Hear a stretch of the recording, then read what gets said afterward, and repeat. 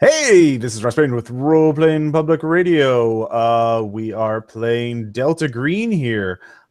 We have 4 players, and this is Operation Brass Landslide, which is going to be a fun time for everybody and just a normal mission. Nothing weird will happen. I'm sure everybody will be just laughing about it at the end of the night. So, or your characters will be.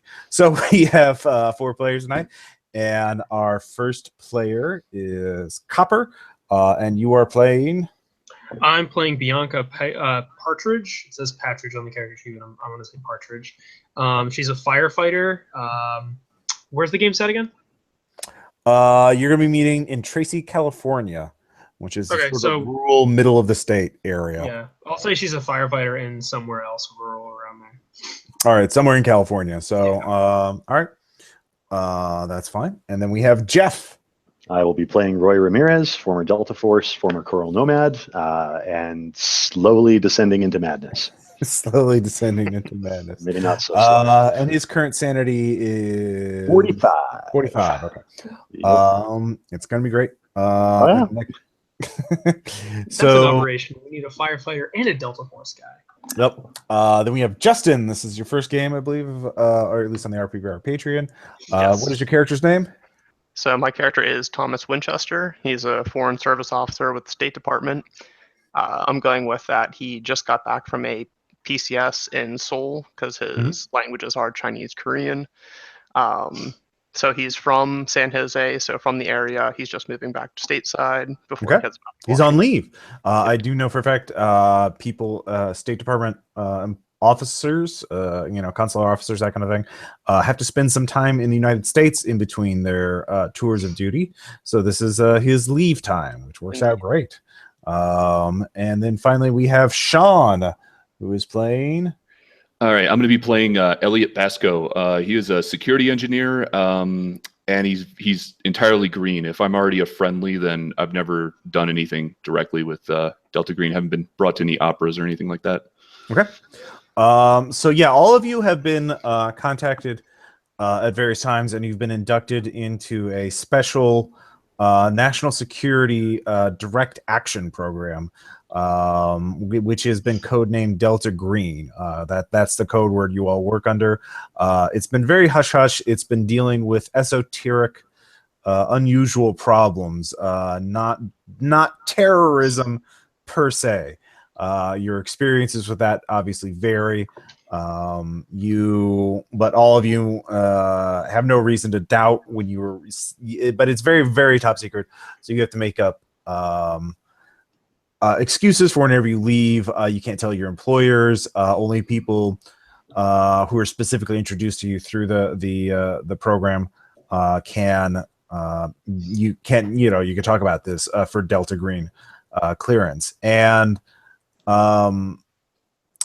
yeah, so your experience, what you know about that, I'll leave that up to you. You can know a lot or very little, but it's a very, not many people are in it, and the problems it deals with, that it's an important duty, that this is not like a trivial thing. So you all take it seriously, but you can have your own conceptions about what you believe or what you don't.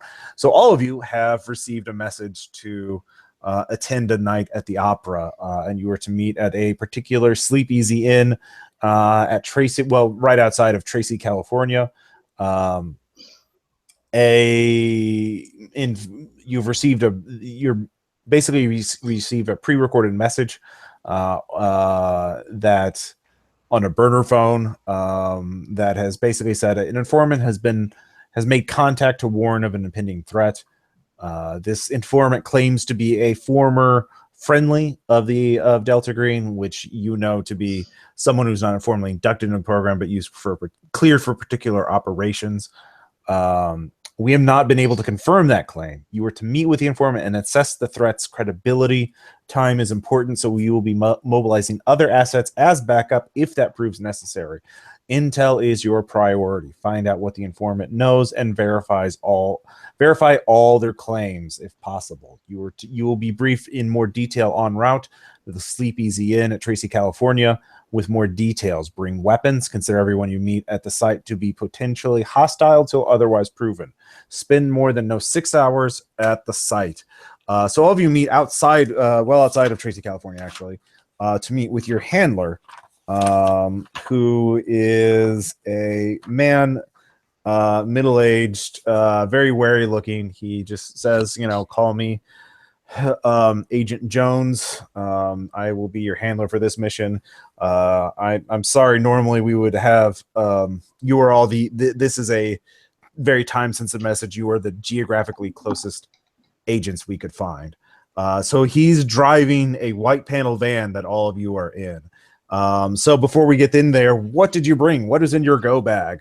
I assume any credentials that you would, you could say, one, are you bringing your credentials and ID or not?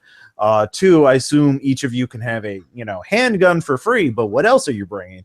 And if it's something illegal, how did you get it? So I'm going to be pretty lenient in this regard. So Copper, I'm sorry, Bianca, what are you bringing in your go bag? So because Bianca's a firefighter and that alone doesn't really make a lot of sense, I figured I would have her be sort of like Delta Green backup cleanup personnel, sort of like Viscera cleanup detail, or whatever that game is called. So after the agents go in and shoot everything and get eaten or whatever, she burns the buildings down. Okay. So I'm going to say that she has maybe some combustible devices of some sorts. Okay. Something like that. Is that fair? So you have an arsonist kit. Yes. So I have. You brought arson. Kit. Yeah, I brought arson. So you can have a handgun. Do you want a handgun or not? I think Bianca's going to say yes, handgun, because she's probably a little twitchy, probably a little on the side of the people in the fire department who get really into fires. So. Yeah. As a fire, so that is your involvement with the program. You have been called in to burn. I'll say, this will be your 17th burning that you'll be involved with. Wow. You know that you've they just call you in to burn certain buildings. A couple times. Well, have you seen anything in any of these buildings? Or do you ever? I mean, there's probably been shot up windows and blown open doors. So maybe you saw something because you have to get close to the building to set it on fire. Yeah, there definitely been times where she's like looked inside the building and there's like a helmet in there, or like maybe something that might have been an arm or something that didn't look quite like an arm, but definitely tries not to look too closely into the flames and mostly just enjoys the whole relatively sanctioned burn the buildings down. Okay. All right. So a latent pyromaniac. Yeah, I mean, that's apparently sublimating those urges. Very good. We know what your first disorder will be. Yeah. Yeah, exactly. So that's good. Yeah. So this is new though. Usually you've worked alone or with one or two other people who met you at the site. And then you didn't ask questions, but you just told them what to do to help burn the building down and make it look like an electrical thing, or sometimes they didn't even care. So all right, so this is new for you, and you have an arsonist kit and a handgun. So Roy, what about you? Medium pistol, something unregistered that didn't originally belong to me. Gun show special. My favorite knife. My only knife, the knife I always carry now. Of course. Coveralls, gloves, toolbox, and fake ID in the name of Jordan Kemper, a resident and handyman. Okay, so no long guns, no armor, nothing like that. No long guns, no body armor. If they start shooting anything that big at us, we're probably done already. Okay, fair enough. Next up, Agent Thomas. So my character probably doesn't have much experience. Was probably called in on one mission, mostly as translational or information gathering. So, and being that he's on leave and not really expecting this, I'd say he probably has his smartphone, burner phone, and a pocket knife. Okay. And he's wondering why, when he's on leave, he's getting called out for this, when he's not even on post back overseas. Okay, so you don't even have a handgun. Right. All right, great. So yeah, well, you can already tell that you're here because you're a warm body who was cleared for this kind of thing. That's literally it. So finally, Elliot, what do you have?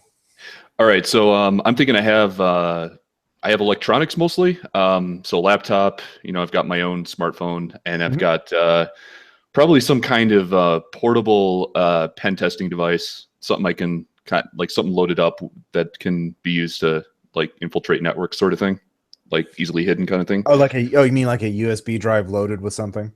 Oh yeah, no, well, more like a portable computer with like one of the flavors of Linux, like Kali or Backtrack or something. Like a netbook. Yeah, kind of. And then okay. And then I just looked this up. I was going to bring his lockpicking set, and that actually is not legal to have in California without a license. So what is Elliot's background again? Security engineer. I just thought maybe I don't know. I just figured it kind of made sense for him to kind of hobby. Yeah, he can have one. Yeah. As a security engineer, he can easily. It's probably legal in a state, and it's probably in the state he came from, or yeah, exactly. Or I mean, if he's an engineer, he could literally manufacture his own. Like that's true. So, or mail order parts on the internet and assemble it himself.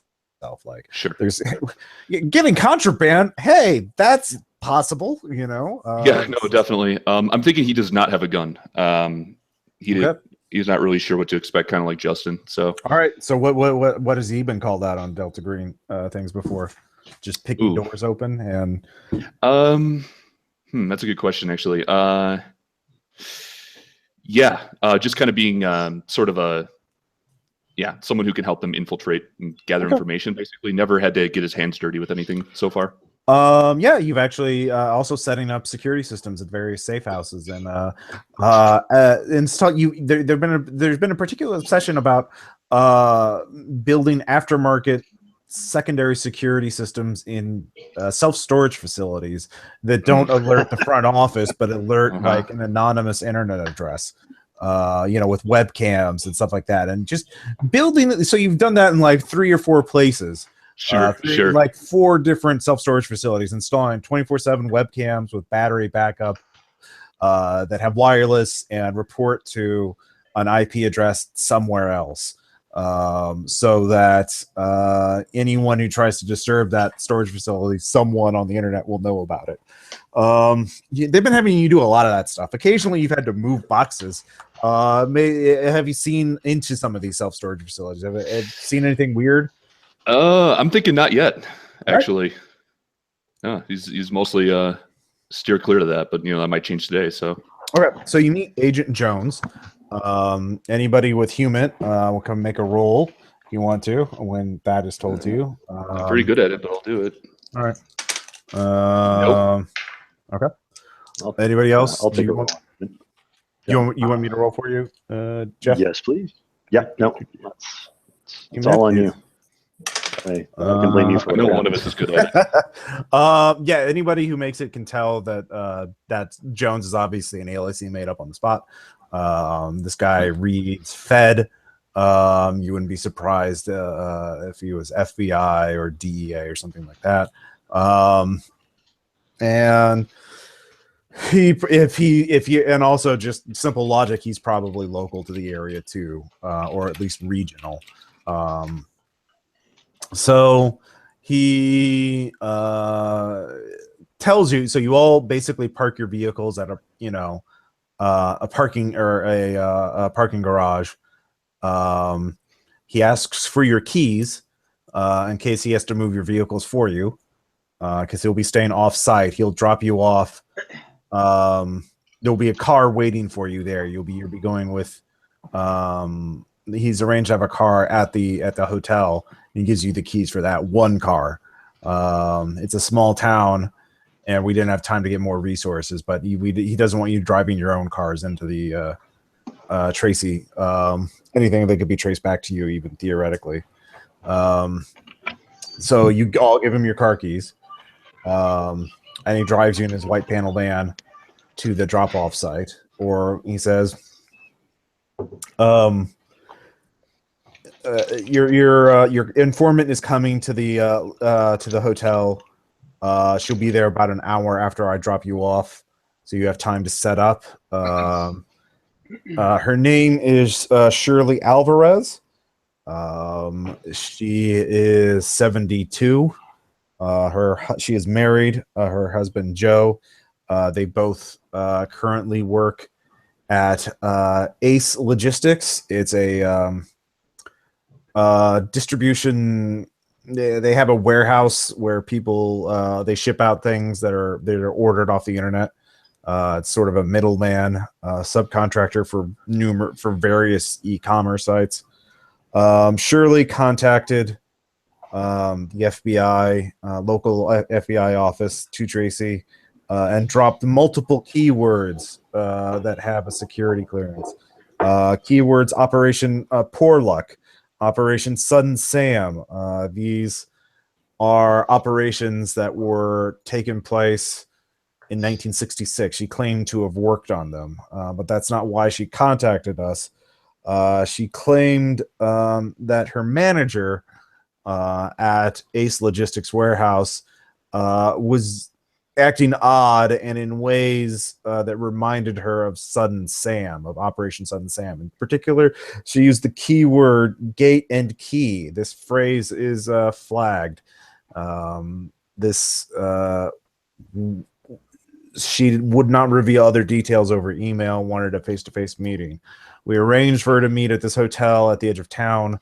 You'll be posing as FBI agents. I've given you, there are fake badges here. They will not pass any kind of verification. If you cannot get the person to believe that you're carrying, they're just essentially props. The numbers are fake. The names are fake. They won't pass any kind of clearance. But they look real. So what was her cover back in '66? She claimed to have been an analyst that she or with the FBI. Yeah. Well, that's her employer is was part of a DoD project. Its records have been misplaced. Is it complicated, Jones? She claimed to have been someone who transcribed interviews of suspects. And so she heard a lot of things. So she was very frightened by her manager saying the phrase gate and key. So we also, after this claim, we started looking into Tracy, California, East Logistics. There was an incident in the local police report, in the local police blotter, that has attracted our attention. An abandoned RV near Ace Logistics seemingly sort of rolled into a tree, but no one was in there. But the contents of the RV was said to be oddly dirty. Something and had an intense smell. They suspected it of meth. It's in county lockup right now. I do not believe, they said some sort of powder was coating the floor and parts of the driver's seat. So that seemingly indicates that's several of our analysts flagged that as highly suspicious when in conjunction with someone saying that the keyword gate and key. We don't know any other details. She refused. She wanted to meet people. She wants protection. She wants she and her husband are very poor. They live in an RV in a trailer park, along with numerous other workers at this logistics warehouse, apparently. So she wants, she's someone who's been out for decades, according to her, and she's basically running to us for help. But these two incidents, this is highly suspicious. Either someone is trying to lure us into this, or this is we're not sure, but it is worrying enough that we assembled a team to immediately react. We will have more information for you. I will contact you through your burner phones. Do you have any questions before I drop you off?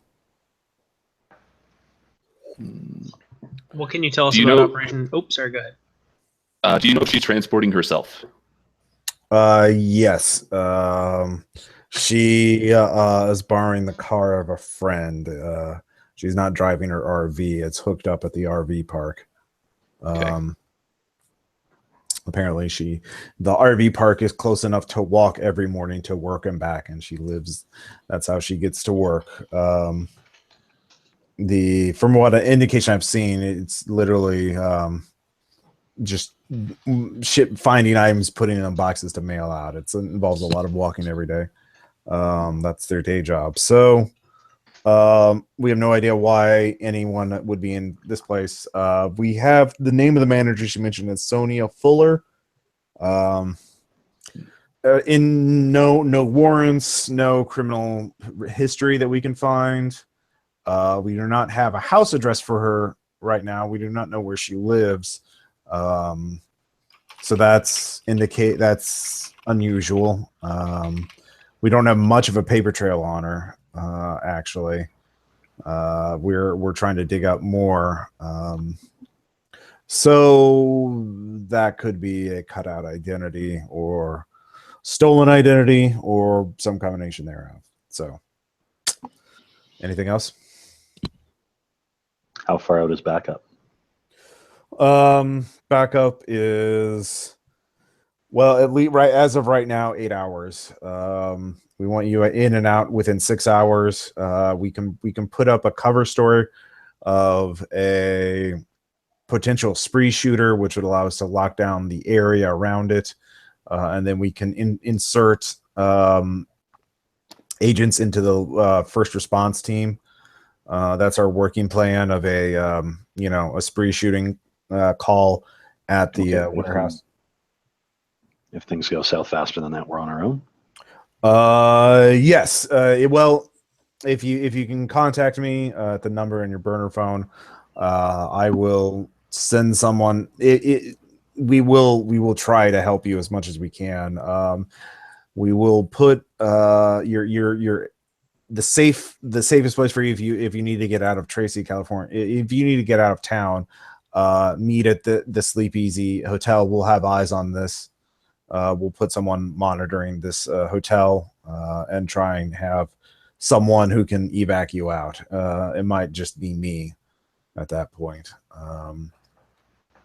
But yeah, if things go wrong faster than that, I don't know. This is highly unusual that the leadership is wanting to move on this fast. Usually we'd have more time to set up cover stories.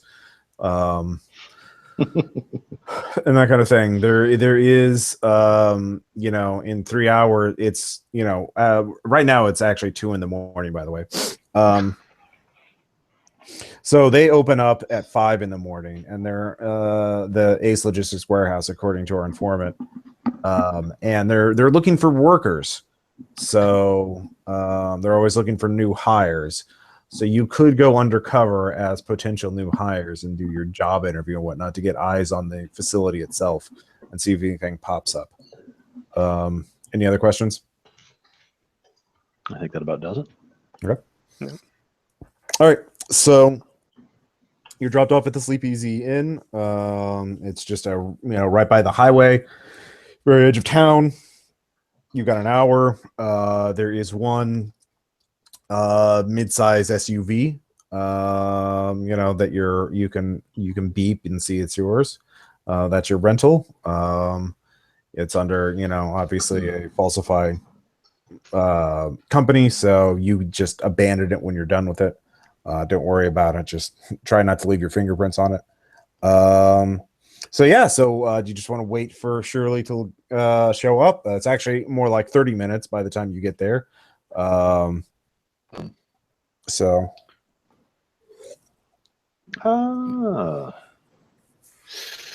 Get out, stretch my legs, take a look around, see if we've already been made or if there's anybody in the area who doesn't look like they belong there. All right. It's a good idea. Yeah, I'll roll alertness also. Ross, can you roll for me? What's your skill? Alertness 70. Okay. Both of you look around. You don't notice anything. It's very dead. You also have your hotel key card.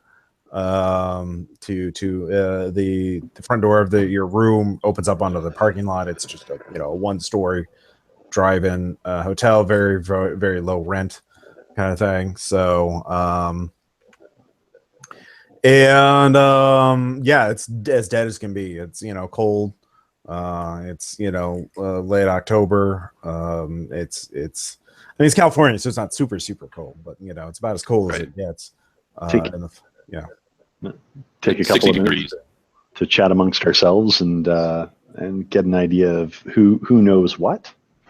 Okay. So Roy is good at close-in work, and he's a people person. People tend to believe him. He seems very trustworthy. So good at persuasion and has some combat skills. Elliot, you're the engineer. Oh, Roy also introduces himself as Justin. Heard my name? Yeah. What? Yeah, you can talk about what skills you have. Okay. So I guess if we're just talking generally, we're not. Yeah, if we're just talking generally, Elliot's got more. He's more on the engineering side of things, more technological, mathematics, SIGINT, computer science, that kind of thing. Not terribly great with people. He's all right. He can kind of Yeah, you can. Obviously, pretty green. Doesn't really give off the idea that he knows much about mythos stuff. He's probably fairly skeptical, actually. So Thomas is kind of a jack of all trades, bureaucracy, law, some history, some little tiny bit of forensics, so a little bit of different information gathering kind of stuff, some decent persuading human. Okay. Bianca's very firefighter-y, so good at sports, good-ish at breaking stuff. Knows nothing with firearms or anything like that, but has demolitions. Also drive. Drive is something I have in a little first aid and forensics. That's about it. Okay. Not a bad package. So one thing you can all basically have time to do one skill check before Shirley shows up, or supposed to show up, to research things if you want to Google some things, or if you want to it's about all you can do without leaving the site, unless you want to set up an ambush if you think the hit team is on its way. I guess lots of the group, do we think any kind of surveillance would actually help us, or should we just kind of play this one by ear because it's just an old lady who's going to show up and we're just going to kind of feel her out, right? Yeah, the first rule of this job, Elliot, is nothing's ever just an old lady. That's sure. I'm not sure what you mean there, but I'm sure by the time this is done, you'll have a good idea of where I'm coming from. What else would she be? All right, Justin. Yeah, no problem. All right. Well, I'm actually just going to fuck around on the internet while we wait. Okay, that's perfectly fine. Actually, yeah, Elliot. Yeah. Wait. Oh, yeah. Elliot, why don't you see if you can find out more about this Sonia Fuller? All right. Oh yeah, sure. Yeah, I'll dig into what I can about Sonia Fuller, I guess. What question are you trying to answer about Sonia Fuller? Like, what specifically do you want to find out? Does she have a history? Yeah, like what kind of stuff does she do? Just surface level social media. What she seemed fired up about, if anything. Okay. Give me computer science check, or do you want me to roll for you? Yeah, you can roll for me. That's fine. It's a 70. 70. Okay. All right, you make it. Her social media sites are all basically stand-ins. Like she registered accounts, but she hardly ever uses them. Even her LinkedIn page is basically nearly blank. Basically you've seen Russian bots with more personality than this. Okay. So yeah, the only thing you do get is she is very interested in her Facebook likes and things like that are she has liked some things and watching videos according to her activity on Facebook of basically living the nomad lifestyle. Basically how to move around and how to deal with banking and other things while driving around the country. How to live off and also things on living off the grid. Sure. I was going to say, is it off the grid stuff? I got you. Okay. Both. You kind of find out that there's a lot of people. She seems to be in her mid-30s, judging from the one photo, which is her photo of her in her, polo shirt, sort of a work shirt in some warehouse. You assume the Ace Logistics, just kind of with a blank expression. And she seems to be in her mid-30s, but she's researching a lot about there's this kind of trend of older people who drive around to different jobs and live in their RVs. This is kind of like a thing. So she's kind of taking after them, I guess, huh? Yeah. Well, you find out basically, there seems to be a lot of people lost all their money, all their retirement savings after the 2008 crash, and so they live in RVs and they have to, work wherever they can find it. And so working in warehouses like this is one way to keep them from literally starving to death. That's depressing. Yeah. By the way, this is a real thing. It's also real. Yeah. That's when you brought up the RVs and Ace Logistics, I was like, I read that article. It was good and sad. Yeah, I'll repeat that information, and particularly to Justin over here, since he was the one most interested in hearing about it. So that's what you're doing until she shows up, because she will show up, because that's the plot hook. Who else wants to do a research thing? She doesn't show up. We go to the Waffle House. It's California. Hard at Waffle Houses. Anyway, can I look up information on the warehouse? What do you want to figure out? I guess kind of how long it's been in operation, if we know how many, if there's how many people work there, if there's a listed owner or things like that. Okay. What skill are you using?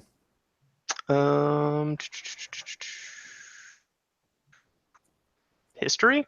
You can get some information from that. What's your history at? 40. All right. Or do you want to roll? Yeah, it's fine. You roll. Okay. You can find out. It was built 5 years ago. It used to be owned by another company, but Ace Logistics popped up and showed up and bought it. It employs 120 people, and it's partially automated. And that's about it. Yeah, and they have a lot of security. You find a blog post, basically. What is that job review site where people Glassdoor, yeah, basically bitching about all the security procedures they have to go through to make sure no one's stealing shit from the warehouse. So metal detector, scanner, security guards, that kind of thing. So the entrances, especially when you're coming and going, are pretty heavily locked down, and there's a lot of and you're limited on the amount of break time you have. 15 minutes at a time. But it takes you 15 minutes to cross the warehouse to the break room. So really, you just kind of just stand around. Yeah, it's not. It doesn't sound like a fun job. But other than that, you don't find out who owns it. You don't find out. You failed your skill check, but there's some information you get for free. So, Can I roll forensics? I want to try and get more information either on the phrase gate and key, or maybe on. Is she going to be driving her RV here? No, she's borrowing a friend's car. Oh, okay, she's borrowing a friend's car. Okay, so maybe could I roll forensics to get a little bit of background information on her and her husband or something? That would be better for bureaucracy. Forensics is more like crime scene investigation. Yeah, that's what I thought. I don't really have anything, man. Let me see. Let me look at Bianca. With forensics, Bianca's not much of a search. Search? Can I stalk her Facebook or something? Or stalk her Facebook? I've already never mind. Yeah, we're kind of exhausted that. It's fine. I don't have to do anything. Yeah. I looked into a different person. You definitely could. Yeah. Yeah. That's fine. No, but not everyone's suited to everything. So she shows up. If you had a cult, that would work. But yeah, you probably don't. I have a Colt 10. Yeah, Yeah, me too. Let's roll a Colt 10. Let's yeah, roll a you Colt 10. Google around gate and key. Come on, well, Ted. yeah, you don't find anything. You're like, what the fuck is gate and key mean? That's weird. Yeah, I am getting a bit of static on Sean's mic. Yeah, yeah. Maybe if you quit and rejoin. Yeah, my connection should be bulletproof, but here, let me try rejoining. Yeah, it happens. I just get Bakugan Before, shit. Which is like that horrible Yu-Gi-Oh knockoff with the little plastic. Yeah, there you go. What the fuck is this? Before Alvarez shows up, we should move at least 2 of us to the hotel room to talk to her, but at least one of us should remain outside, either in the car or nearby. I'll stay outside. I'll be In case she was eyes. followed. You'll be eyes? All right. Are you carrying a firearm? I have a firearm. I also have fire, so I have all parts of that sentence covered. Yeah. Can we maybe not set anything on fire until we're sure this operation's gone south? Yeah. Okay. Yeah. That would be preferable. Ideal. Yeah. Okay.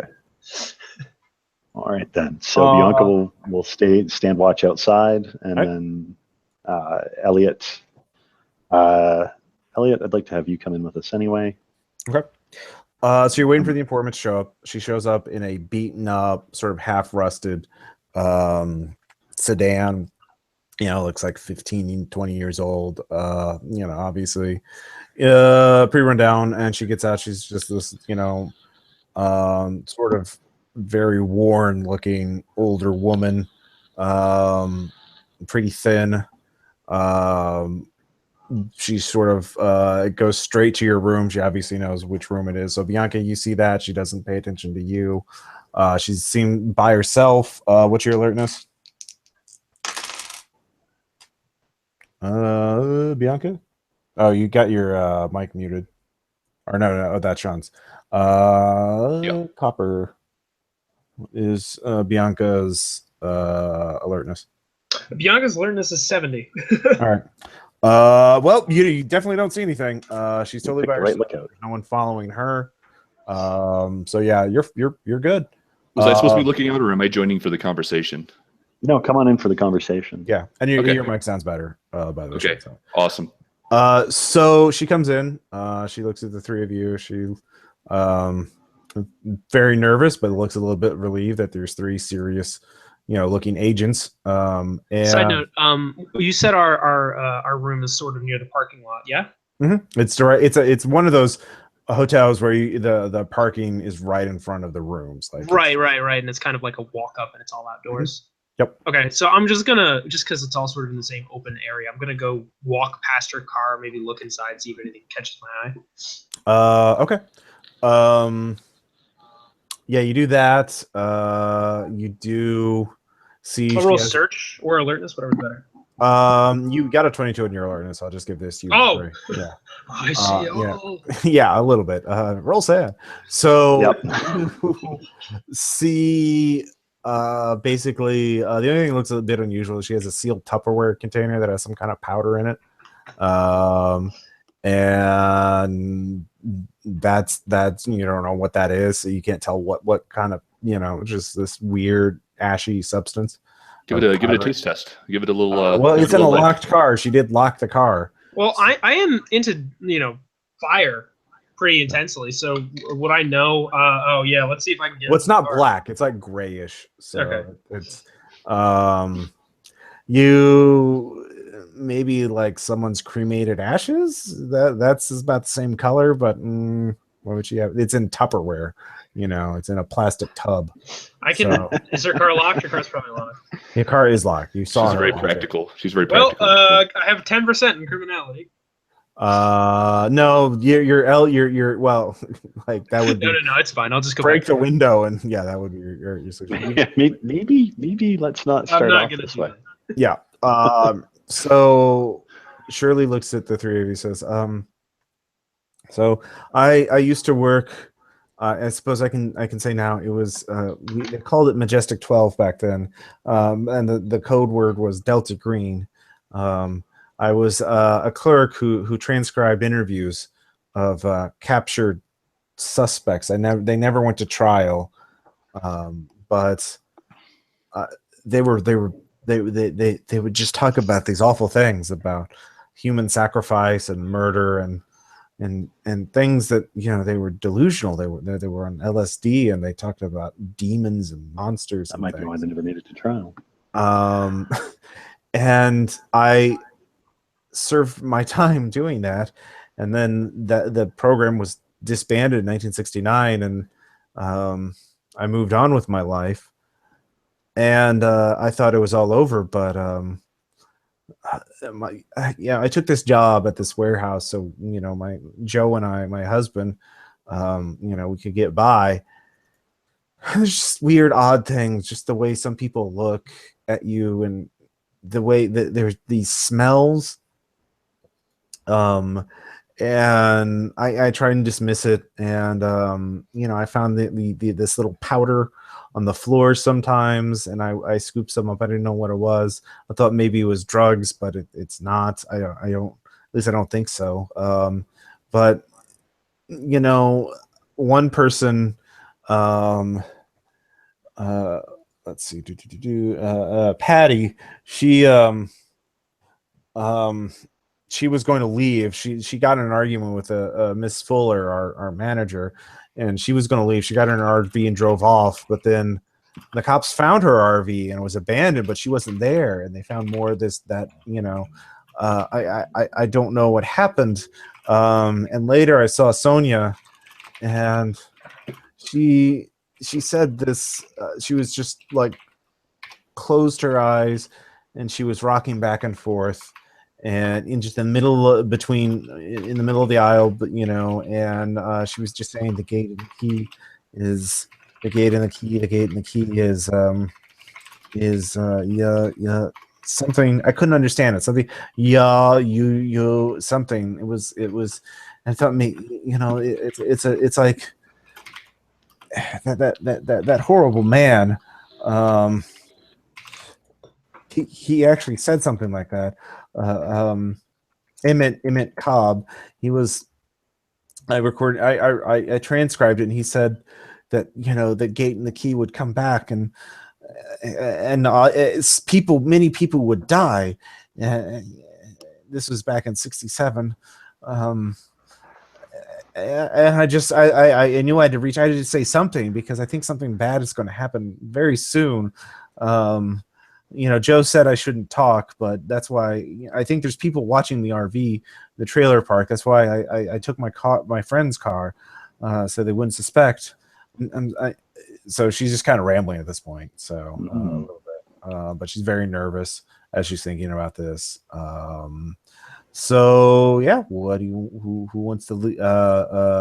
Roy, do you want to lead the interview, or do you want to ask the first question? Yeah. Surely that's it's incredibly brave of you. It's good that you remember your duty to your country. When you talk about the smells, what do any of them remind you of anything in particular? Well, I recorded. I never went out. You know, back in the '60s, you know, women, you know, we wouldn't be sent out to investigate crimes like that. But I do. This I remember. I you know, when they debriefed you know, the Majestic 12 agents. You know, I remember one in particular who was talking about how they went down into this someplace underground, I guess. We did in part so no one person would know the whole thing of what happened, because they were afraid of us. And he talked about this nauseating, this stench, and that it was the oddest thing. He said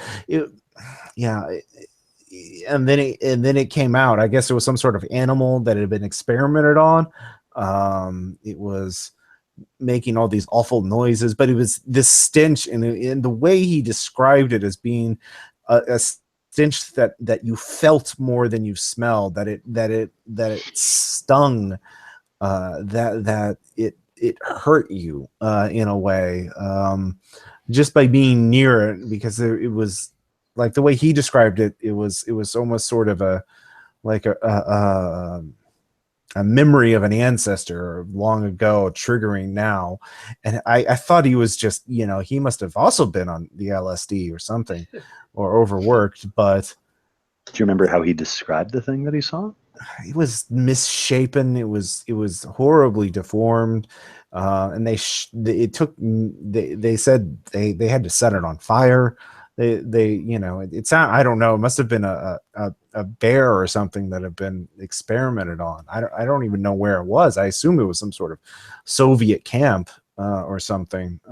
Because it wasn't just investigations here. I was transcribing debriefings of overseas missions. You could tell they would take out certain words and things, but you could tell that they were interviewing people who had been overseas. So I know this might be a lot to hope, but when you found that suspicious powder, did you happen to pick up any?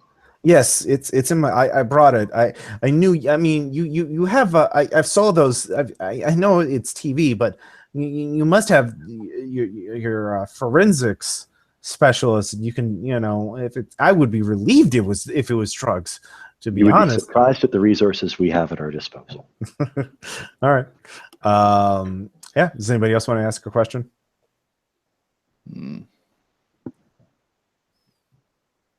I think I'm good. Okay. All right. Human roll on Shirley. All right. Consistent with a scared, nervous older lady who's worried about losing her job and/or her life. Yeah. Nothing. Okay. If she's acting, she's doing a hell of a job. I guess I did have one question. So Shirley, you mentioned someone people are watching you at the RV park. Who's they, or who do you think they are? I think some of the other workers. I mean, there's these people. There's a lot of us.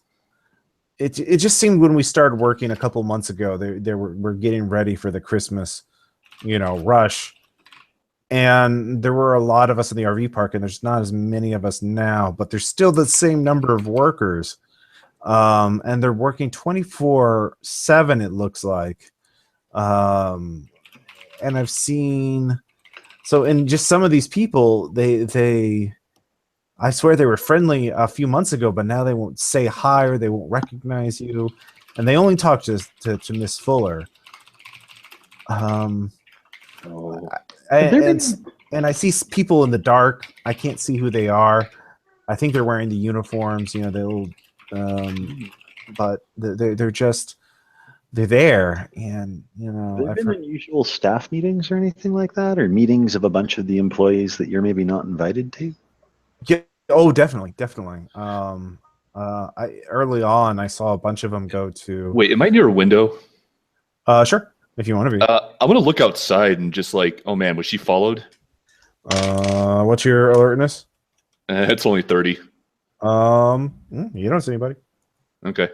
I just kind of I'm just gonna, you can see me get up and walk over, look at the window real quick, and just kind of turn back around. Roy nods approvingly at your paranoia. All right, fair enough. This is good. So, yeah, they said they were going to somebody asked, I saw a bunch of them leave a month ago, and they went to her. They said they were going to her house, for people who are interested in a transfer.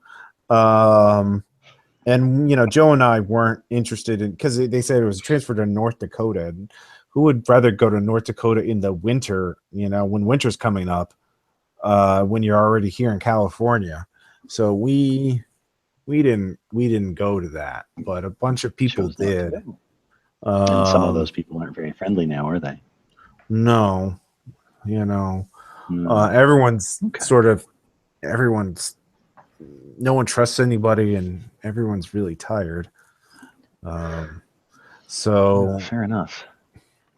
Okay. Well, Shirley, may I walk you out to your car and we'll retrieve that sample that you grabbed for us? Okay. So she goes out. Bianca, you see them go out. You're back in the car at this point. And they grab she unlocks the car and grabs the Tupperware, and they go back in the hotel room. So okay. So yeah. Does anybody have Unnatural? I do. I have whatever the base amount You was have from a the base. vigil. I believe you gave us. Oh, actually, I should have 10. Yeah. It's not on my sheet though. Well, but you have a mathematical chance of getting just identifying off the bat. So let's see theoretical if that happens. Oh no. Nope. That's not under 10. So I'm actually kind of okay with that. all right, fair enough. So you see this and you don't know what it is. Do any of you have chemistry or biology or something like that? I have just science. Science, you have to pick a discipline. Which discipline do you want to Oh, I chose mathematics. Okay. Well, I thought science could be generalized as well. Okay. Yeah, no, no, mathematics. it's like languages. Geology. Yeah. Yeah, I don't have any of those. I Yeah, have wait. demolitions, which wouldn't work, right? I also have science blank 20. I could make it chemistry and just have a random roll. Yeah, you could have that. Chemistry Yeah, would make sense with demolitions. Yeah, Yep. chemistry would definitely work. So those are those skills you could try and. So I assume, Bianca, you're going in the hotel at this point. Yeah, I'll go. I mean, I'll go in now to look at the stuff. Okay. But I'll keep kind of the patrol up because I know I'm talking to her. And also, I don't really want to hear what they're talking about. I'll reassure Shirley, but I will say, Shirley, with you being as tired and as stressed as you are, it might be better and safer for you to stay here for the next few hours while we sort this out. But I have to go to work. I mean, Joe's gonna worry about me. Can you call in sick? Well, you don't get paid if you're sick. And I'm sure we can find a way to compensate you for a lost day. What's your persuade? 80. Maybe. Jeez. Damn.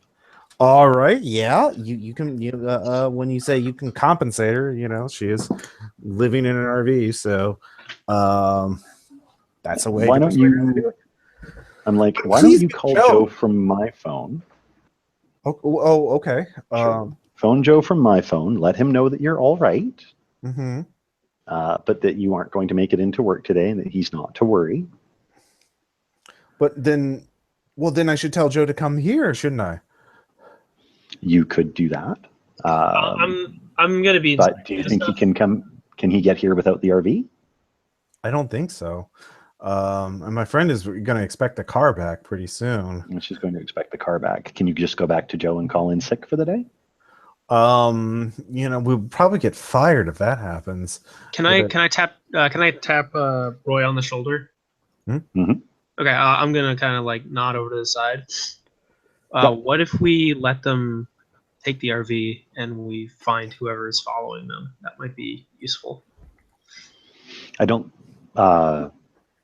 think anyone's following them to work. I think they're keeping the RV park under observation in case anyone makes a break for it. Let them drive back. Actually, if I see them wander off, I want to join the conversation real quick. Okay. Yep, sure. Excuse myself. Hey, if she ends up leaving, maybe it might be a good idea for one or two of us to go with her, in case she is being followed. Well, it might be a good idea for one or two of us to follow her, yes. But right. Here's cars? So here's the thing. We have a car. I was offering to let Shirley stay here or possibly bring Joe to her because I have a suspicion that things will go badly at Ace Logistics in the near future. Well, that's a suspicion I share. Yeah. But I'm not going to compromise the operation because I'm concerned about Shirley or Joe. Yeah, no, so, I think it's a good idea to bring them back here, but I'd like to see who tries to tag along. At this point, I think we follow at a distance just to make sure she's not grabbed on her way back because that'll blow us. But trying to fight her on getting her husband out here is just going to waste time we don't have. Sure, yeah, I'm fine with that. What I think we need to do next is get to Sonia Fuller's house. Which you don't know where it is. And we'll find that out. Wait, do you? Yeah, I could figure out where she is. I bet you if we ask Shirley, she knows. She was invited to a meeting at Sonia's house. So that's true. All right. Well, so there's more one way to skin a cat.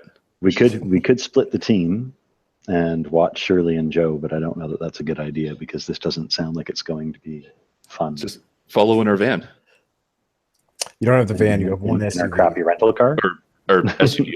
I meant whatever we had for a rental car. That we only have one of. Yeah. So Right. all right. So Shirley. Turn back to Yes. Shirley. Where does Ms. Fuller live? Oh, yes, of course. Yeah, you would want to get a search warrant for that place. I bet there's all kinds of what was it? It's not far. I wrote it down. No, Joe did. Joe thought about it because he thought maybe it would be better pay, and I talked him out of it because I just. When does your shift start, Shirley? He wrote it down. It's in the RV. It's on. It's in there somewhere. I don't remember the address though. Shirley, when does your shift start? We go right when it's 5. And what time are we at now? 4. You were dropped off at 2, I think. Dropped off at 2, right? Yeah. She showed up at like 2:30 or something. Yeah. So it's about 3 at this About point. 3 in the morning. Yeah. All right. 2:45, 3. There's no good way to do this. Yeah, that's the same laugh I use, Ross. That's good. It's 5. All right. Yeah. No, it looks like we're going to make a trip to the RV park. Shirley, can you get in and out of your RV without waking up Joe? Oh, for the address? Yeah. Yeah. He I have to wake him up. He uses pills to help go to sleep now because of his back and his feet. We walk like 10 miles a day. No, fair enough. All right. Well, I think maybe you're right. Maybe it would be better if you went to work and didn't arouse any suspicion. Why don't you go back to the RV, get the address, and text it to this number? I'll give her the burner phone number. Okay. I think that might be how we have to do it, guys. Okay. Anyone do we want to follow her? I think we do. Yeah. I definitely. absolutely 100% think we need to follow her. Okay, then we follow her. Okay. And you're not telling her that you're following her. No, we're not. It might not be a good idea, but she won't. I mean, she's 70. No, we we should be should- observant. She's not going to notice. Yeah, she's already worried that she's being followed and she's paranoid. Nah. Okay. Fair It's enough. also, Yeah. it'll be 3 a.m. in a small town. Yeah. So there's no like anyone you who have to drive with your will lights know off. we're there. Like it will Shirley- require a driving check to follow her. Shirley, we're going to follow you back to near the RV park just to make sure you get back safe. Yep. But we're not going to pull into the RV park because if there are people watching, we don't want them to think that you were talking to anyone you weren't supposed to be. Okay. Well, in that case, be sure when you come to Mulberry Avenue to take. I'll take a left, but you take a right because Mulberry Avenue just has the RV park and then the warehouse. It dead ends, so it would look suspicious. So okay, we will be right nearby. Okay.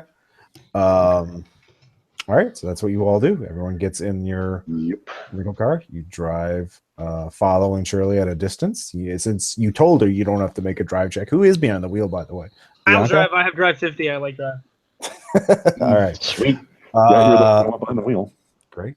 So you are all doing that, and also, did I get anything? I failed my chemistry check? Right? Oh yeah. Well, actually, I didn't roll. Let me it's 20%, so I'm like not gonna do well or whatever. Nope.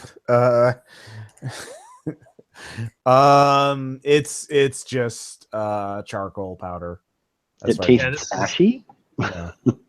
Can you crit failed, so yeah, I'm not like you're certain it's nothing. She's just someone opened up a bag of charcoal or something like that, and she someone cleaned out their barbecue. Yeah, exactly. Has it been smelled or? It does smell pretty bad. Okay. Who else has the science that they want to try? Nothing relevant. Geology, you said? Yeah. I mean, it could be a crushed, mineral or something. No. No, you don't know. Good. Definitely not something you can identify with geology, but it's Gotcha. It does smell really bad. I'm putting money down on either human remains or unnatural secretion.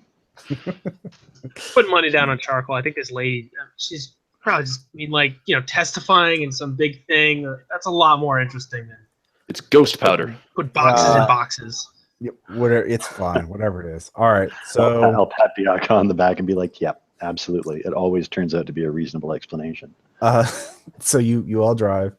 You follow her. You know, she takes the left at Mulberry Avenue. You take the right.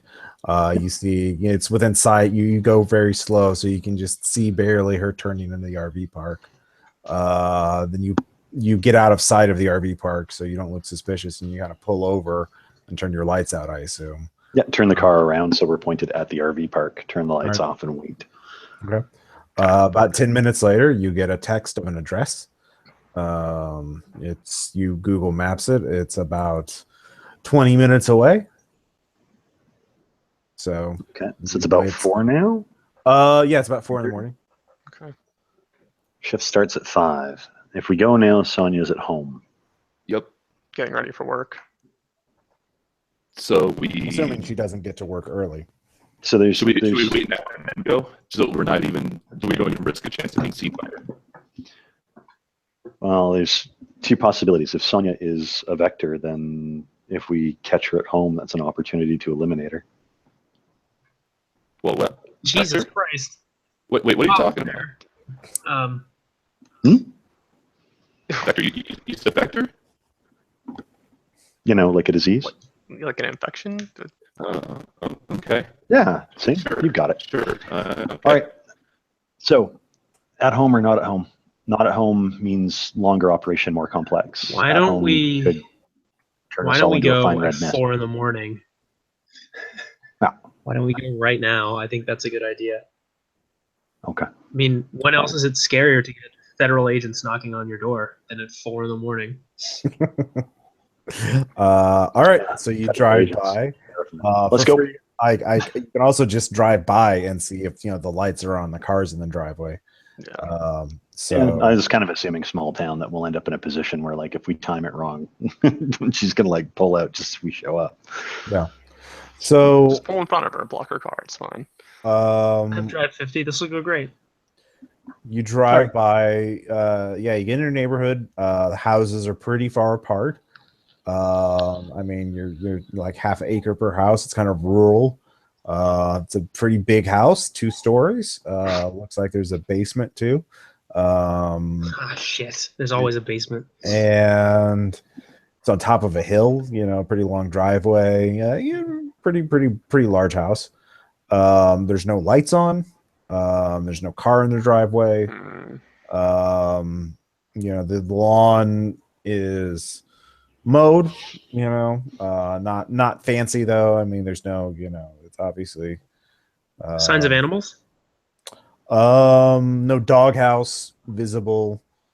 Good call. Nothing else. There's no fence around the backyard. It is a house, not an apartment or anything like that. Yeah, it is a freestanding house. Okay. Pretty like half acre to the next house. Pretty far away. How's the neighborhood look? Or is there like lights on? Looks like people are getting ready for work, moving about. Or something The like next that. house over, you can see there's no lights on, but there's a car in the driveway. So it, pretty like upper middle class, but rural. So like business owners and people want to get away from the big city or whatever, or that kind of thing. So we probably shouldn't be loud. Well, I mean, it's rural. 1 or 2 gunshots may not go. It's also deer hunting season, so turn it into a firefight though. Yeah, firefight would definitely get the cops called. So we just need to get in, right? That's all we're doing, right? Yeah. It's about 4:40 right now, right before work. I like the sound of that. Yeah. I'll approach the house, or I mean, I'm gonna look at. It's a pretty long walk from the street to the house. So, where are you just going to be dropped off and walk, and just be, walk casual or jog? Or are you gonna? There is. What exactly is our plan? Are some of us going in, some of us staying, or? I was going to take a saunter around her property. I can get us in if we need to get in. Well, to be fair, there is, like I said, there's a big lawn around her house on all sides, but there is sort of a wooded area past the lawn. Her house is at the edge of the development, so basically, like, you know how they clear out a neighborhood and build a bunch of houses at the same time. Hers is in the corner. And so there's only one house near her at all, and that's the one half acre away. To the left, if you're facing the house, to the left of it and behind it, there's woods after the lawn. Does that make sense? Yep. Yeah. Yep. So you could, if you wanted to try and sneak, go in the tree line, sneak through the tree line, and then just wait and get to the point where it's closest between the trees and the side of the house you want to go to, and just rush it, you know. No. That would be the quickest way, or to belly crawl if you're gonna fucking go solid snake, or just walk straight up and like pretend to be like a salesman or something. Well, I can tell you this: I'm not a very sneaky person, but if I can get to the door, I can get us in. Yeah. So let's get around to the back door. So we'll follow the tree line. Why don't we? So where's the car going to be parked? I'll leave this to Bianca. I think we park the car, like we pull the car over to the side of the road near the tree line. Okay. Bianca, you make a drive check. You could get it in the tree line, into the tree area. Yeah. Like drive it, or like basically, if you fail the drive check, you damage your car because you get it. Oh yeah, do it. Don't crit fail. All right, what's your drive at? 50. Anyone have higher than 50? No. God no. 20. You get it in. So the car is not immediately visible from the road. Go Speed Racer. Yeah, so you'll be able to get in, and you'll be able to pull Tactical driving action. Yeah, so right. backing out will be, you don't have to make a roll to back out unless there's a lot of traffic or you're trying to go really fast when you're backing out. Which I'm sure you won't have to. I mean, this will be fine. We will not be fleeing the scene at speed. Nope. Down the tree line, keeping an eye on the house, looking for any signs of activity or anything like that, and then we'll break cover and head for the back door. Is there like any way I could see when the last time there was a car in the driveway was? Side note. What's your alertness at? 70. I mean, like it rained or something. Well, I mean, 20. You do see a small pool of oil or an oil stain. So, someone's had a car parked there, enough times that the oil drops have left that. Other than that, I don't know how you would tell. I mean, it's a paved driveway. So paved driveway in California. Yeah. Are you saying it'd be really dusty or something because of the drought, or? I was thinking, you said it's a wooded area. It's around it, like the house itself has a mowed lawn. Like the wooded area is past the lawn. Does that make sense? Right. Okay. Yeah. I don't know how I would know either. I was just wondering. Yeah. If you can explain how, I'll allow the skill check. But yeah, it is. If I think of something, I'll say it later. But let's just keep going.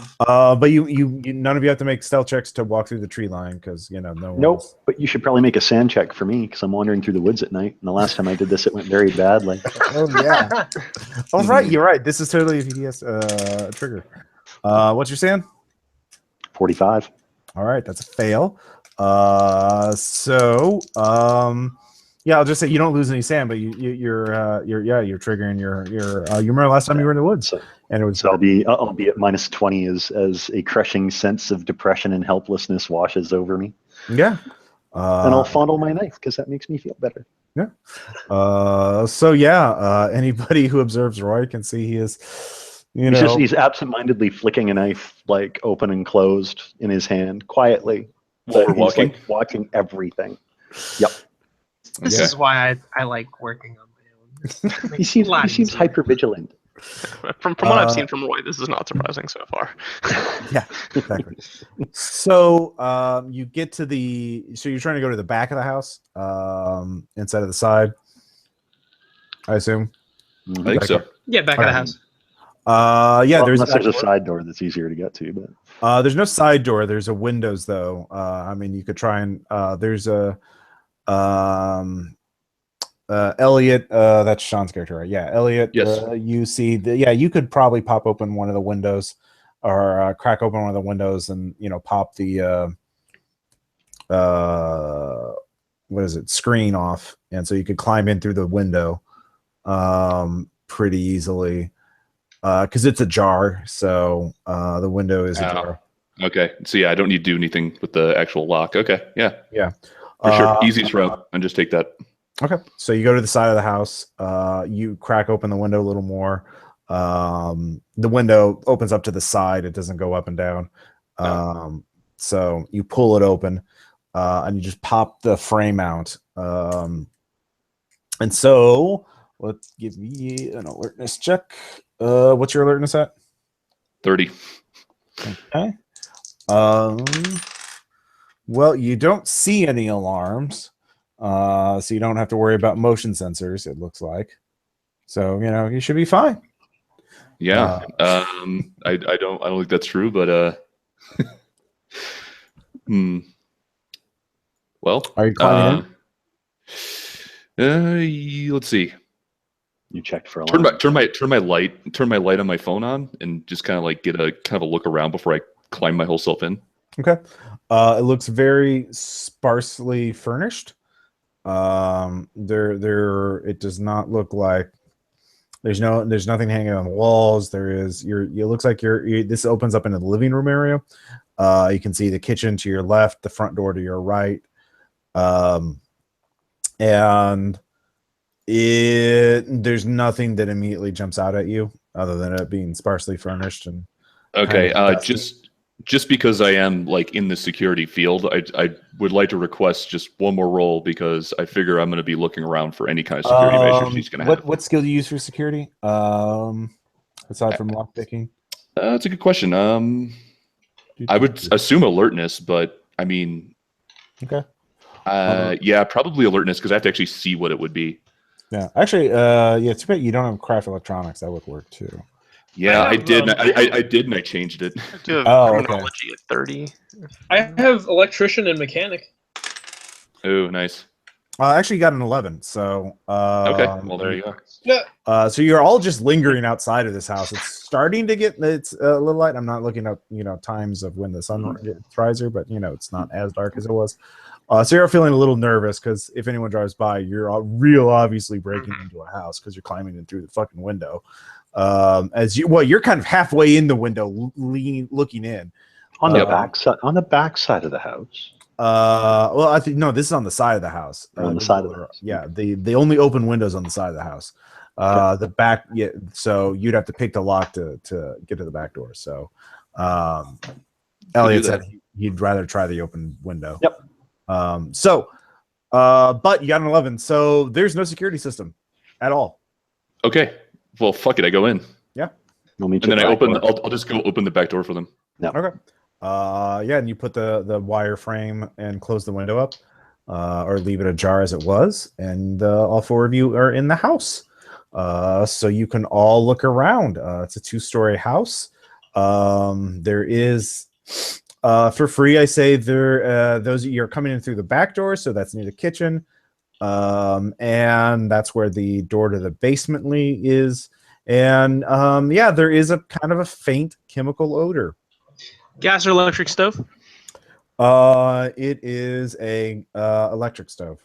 Okay. Yep. They're cheap. Or the house isn't very well furnished. Or whatever, maybe doesn't the person it's electric because you're not gonna have that easy out of the gas line. I'm just asking because I know the character. Yeah. Does it seem like someone had been like in here recently? Like, is there stuff from breakfast in the sink? Like, what skill are you using to figure that out? Search. Search would be fine. What's your search at? 20. Okay. Oh, I've searched 60. I'll help. All right. Well, you don't know. There is some food and stuff. Anyways, what do you have? I've searched 60, so I'm gonna do the same thing. You make it. So there's some food here. It's staples that have a long shelf life. Oatmeal and crackers, and there are some and canned soup and things in the trash. The canned soup looks dried, or the bits of it that are still in the can look dried out. There's some dishes in the sink that have not been washed in a long time. That it's sort of crusted over. There is a half-eaten candy bar that looks more recent. but you can't tell exactly when. So there's not. Doesn't look like some. It's hard to tell. It doesn't look like maybe not in the last day or so. Maybe probably this week at least. But whoever lives here does not spend a lot of time here in the kitchen. Does not eat a lot here. There's an upper floor to this place as well. There is. Okay. If you want to check that, I'll check the.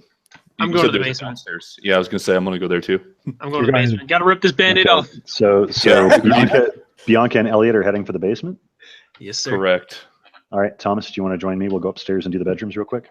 Yeah, sounds good. Sleep it. All right, so we'll do the upstairs first. So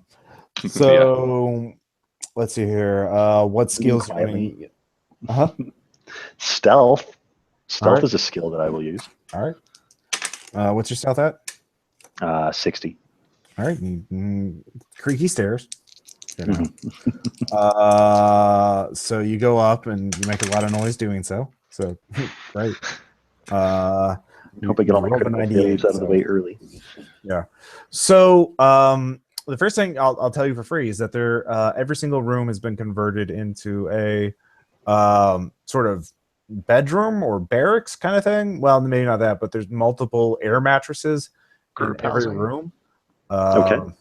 And there's one room that is clearly a workspace that has there's a laptop charger, but no laptop. There is also a safe, which is closed and locked, and it is bolted to the floor. And let's see here. It's a pretty large safe too. Actually, no, there's two safes. Sorry, I forgot. There's also a gun safe. One is like a sort of, safe for documents and whatever, and the other one is clearly a gun safe. And they are both locked up. And it looks like there's a couple of scattered papers there in the office, but every other room upstairs has been. How many air mattresses? Let's say 5 rooms and 3 per, so like 15. Jesus fucking Christ! Are they all made up too, like with sheets or blankets or pillows or whatever? They have sheets and blankets. Most of them look pretty dirty. Any personal effects around them? No, not that you can see. Actually, well, there's a couple of odd knickknacks. There's a couple of pieces of jewelry, rings, necklaces. I think this might qualify more as a human thing than a search thing. Like looking at these things, they're not placed with any. Like, are they placed with any care, or is it like they were just kind of discarded where they are? Discarded. Where? Yeah, I'll give you a human check. What's your human? 80. Well, you got a 9, so you still made it, even though you're, still freaking out a little bit. You also check the bathroom. There's no toothbrushes at all. No toothpaste. No toilet paper. There is toilet paper, but it's the cheapest type. And there's the cheapest soap.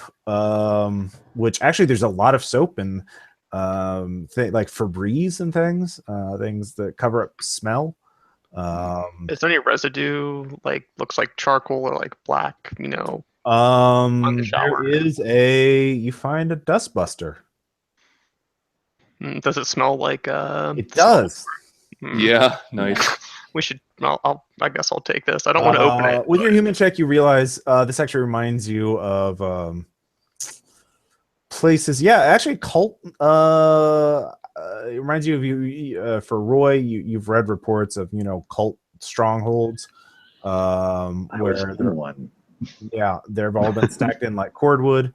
Yeah. They might have some sort of mementos or residual things, but once you've been brutalized, by the cult if I see Nikes and Dockers around here, then call it a self-solving problem. You see, the linen closet is stacked with clothing, all cheap kind of Walmart generic pants, shirts, cheap shoes, various sizes.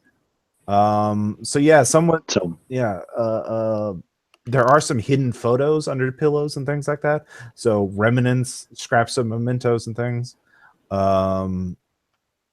It seems like most of this place hasn't been used in a while, or hasn't been used very much.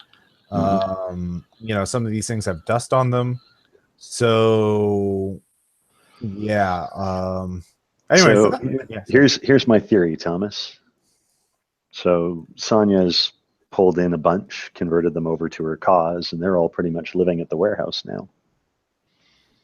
That sounds about right. If people haven't been here, looks like, I mean, there'd have to be a lot of, you know, them going through a lot of food if there's, you know, 15 of them, you know, staying here. But I suspect it's a bit of a bait and switch, because I'm pretty sure that whatever's in that dustbuster has to do with So what it's these like people were primary. before she got to them. So this would be like primary in dock. Then once they're fully in, integrate them into the actual warehouse. And then just keep them there. They could be sleeping in the supply closet for all we know. I wonder how Team Basement's doing. Meanwhile, Team Basement. Yeah, Team Basement's the best. I'm That's AFK for a moment. Okay. So Team Basement, you go in there, and there is a locked security door that's clearly been put here by as an aftermarket thing.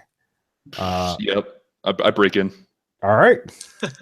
I was gonna say, you know, there's one way that I'm familiar with handling these things, that it involves a fire axe. Well, if this doesn't work, and you can do that. Well, it's steel, so, and you don't have a fire axe. Yeah, both are problems. What? Both, yeah. I have a fire axe. No, I'm just kidding. I don't. Yeah. So, but fortunately, you got a 20 on your lockpicking check, so good job. Good. Nailed it. Yeah. You managed to open the door, and there's just a reek there, very strong, multiple odors, chemical, sort of acrid kind of thing, and also just like death and rot. Oh fuck. Okay, can I even see in there, or is it just dark? It is dark, but actually turn on a phone light, unless there's light right in reach, or there's a motion sensor light that turns on as soon as you open the door. So How convenient. yeah. Okay. And do we see something very horrible? It is a large basement. It is filled with tables and benches, with lab equipment, and then there is also a hole in the wall. Someone's dug out with a barred gate on it. They built an addition to the basement. Oh, that's cool. Is it though? Just gonna look at Elliot and be like, I really don't think that's cool. No, I mean, I thought that. I didn't say that out loud. No. I was hoping you. Okay. No, I'm just gonna keep looking around. I guess I'm gonna try to hold my nose so I'm not smelling that stuff constantly. Is there like a gas mask down here or anything? Yeah, there's a couple of not gas masks, but sort of like rebreathers. Yeah, rebreathers kind of thing, sort of like the Breaking Bad kind of or painter mask kind of things. Yeah, I'm gonna get one of those on. I'm gonna throw one to Elliot also. All right. It's wet on the inside. Okay, I'm not I wipe it off and then put it on. All right, you wipe it off. It's kind of sticky. You look at your hand and wait, it's sticky. Okay, yeah, wait. It's like a red liquid that you just put your face. I don't put it on. That's how you found out. Never mind. Yep. So that's going to be sand checks for both of you. Yeah, that's going to be a sand check for me. Okay. Yeah, what's your sand at, Bianca? Bianca has 50 sand. All right, so that's one loss because that's a biohazard problem. And Elliot, what's your sand at? 55. All right, you're fine. It's fine. All right. You rolled a 22. No sand loss for you. So you are in the lab. You look around. You do see there's some formulas pinned to the wall. Let's see. The person with chemistry, I think, is down here. Is one of you two? Yeah, but 62. You failed. You can't understand it at all. You don't even recognize like the some of the symbols. It's really weird. Is it like a crowbar or like a broom down here or something? Yeah, sure. There's a crowbar. Hold on, for the formulas, could I possibly justify the use of mathematics to kind of figure out something? Sure. What's your mathematics at? 60. Okay. Math. You study that for a while, and yeah, it's really advanced mathematically, like in terms of yeah, no, whatever it is, it's a very like given how simple this equipment looks relatively, like there's, it looks kind of almost medieval in the quality, like basic glass beakers and Bunsen burners and that kind of thing. Is there like shit in them? Yeah, there's fluids, chemicals. That's where the odor's coming from. Hey Elliot, you think we should make with the smashing or? Yeah, hold on. I'm gonna take a picture of the formula. Okay. All right. And then but it's clearly incomplete. And so yeah, that's about where you get, and for right now. So what are both of your alertnesses? 70. 30. 70. Okay. I'm really into this. I guess I'm really into this formula, possibly. Let's see here. I have no idea what it actually is. So the 70, you succeed, and you do hear some kind of sound coming from the side tunnel, the one past the barred gate, like something. Organic or machinery? Not machinery. Like something like dirt, falling from the ceiling a little bit, and then like something scraping on stone. So what do you do? Hey guys, let's check out the basement. Are you coming down? I'm gonna get out my gun. Okay. That's what I'm gonna do. I'm gonna go over to that basement, the side passage, and I'm going to stick my head in there. There is literally metal bars. There's like a metal gate, like a sewer grating, or like a like jailed. Think of a jail cell. Okay. Yeah. So like it's been put into there. They sort of anchored it to the stone wall. Jesus fucking Christ. Yeah. All right, so I'm just gonna make some noise at the head of that and see if there's something in there that's gonna respond, because they apparently think this is gonna keep it in there. So. You just hear this pitiful cry. Oh no, there's someone in there? It sounds like it, yeah. Someone in pain.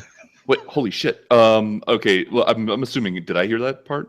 Yeah, you heard that because the other person, Bianca, did make their alertness check, so I'm just gonna mute my mic for the next minute or two. Okay. I just like hello? You hear some kind of shuffling sound. It's pitch black. I'm gonna crowbar that sumbitch open. Oh, we gotta get out of there. Like, get some light over there. Next to the door. You can. Oh yeah, let's get that sucker open. Right, oh god, it's like a torture chamber. Holy shit. Okay, I'm gonna get a light in there. Okay. You. Hang on, before as I'm opening the door, because that's more narratively convenient. Can I like look around down here to see if there's any with alertness to see if there's any are there weapons down here? Are there indications that they thought what was inside was dangerous? Good call. I'm opening the door though. There's a crowbar. Just the crowbar? Yeah. But that's it. You do see something at the top of the door, which is it is some sort of phrase in another language. It's Roman characters, but it is wait, the above the grate, you mean? Yeah, above the jail door, basically. Okay, gotcha. Above the jail door. And it's a phrase. I only speak American. Yeah. Yeah, me too. Would there be a role to it all? Have any idea? Make any kind of educated? Yeah. What's your knowledge times 5, or what's your knowledge or intelligence times 5? 75. 75. All right. Yeah. No, you're good. I'm ignorant. Well, you rolled an 80, so you don't know. Damn. I'll try. I have a 40. All right. You're knocking out of the park. 19. You don't know either, so. All right. Well, person in help. We should definitely look into that. I'm gonna text. I guess I'm gonna text Roy. Okay.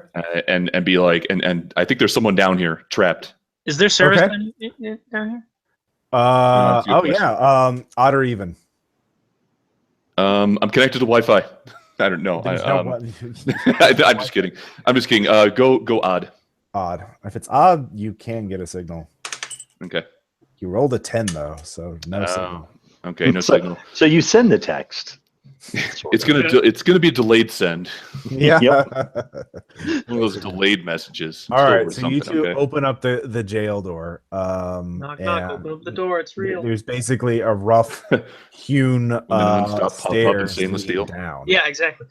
And it sort of curves downward. You're kind of amazed that they're able to build this side tunnel leading down. Okay, I think we should go get the others at this point. Yeah, you go get them. I'll take care of this. It's what I do, man. Okay, all right. Yeah. I'm gonna go run upstairs and get Roy and. All right, what's your dex times 5? Me? Yeah, you said you're running. Oh, you're right. 60. All right. I'm all right. All right. Well, you're not very fast. So. Well, shit. What happened? Bianca, you're going down by yourself. Is that it? Oh yeah, totally. That's safe. I have to help you. Firefighter. All right. No, that's fair.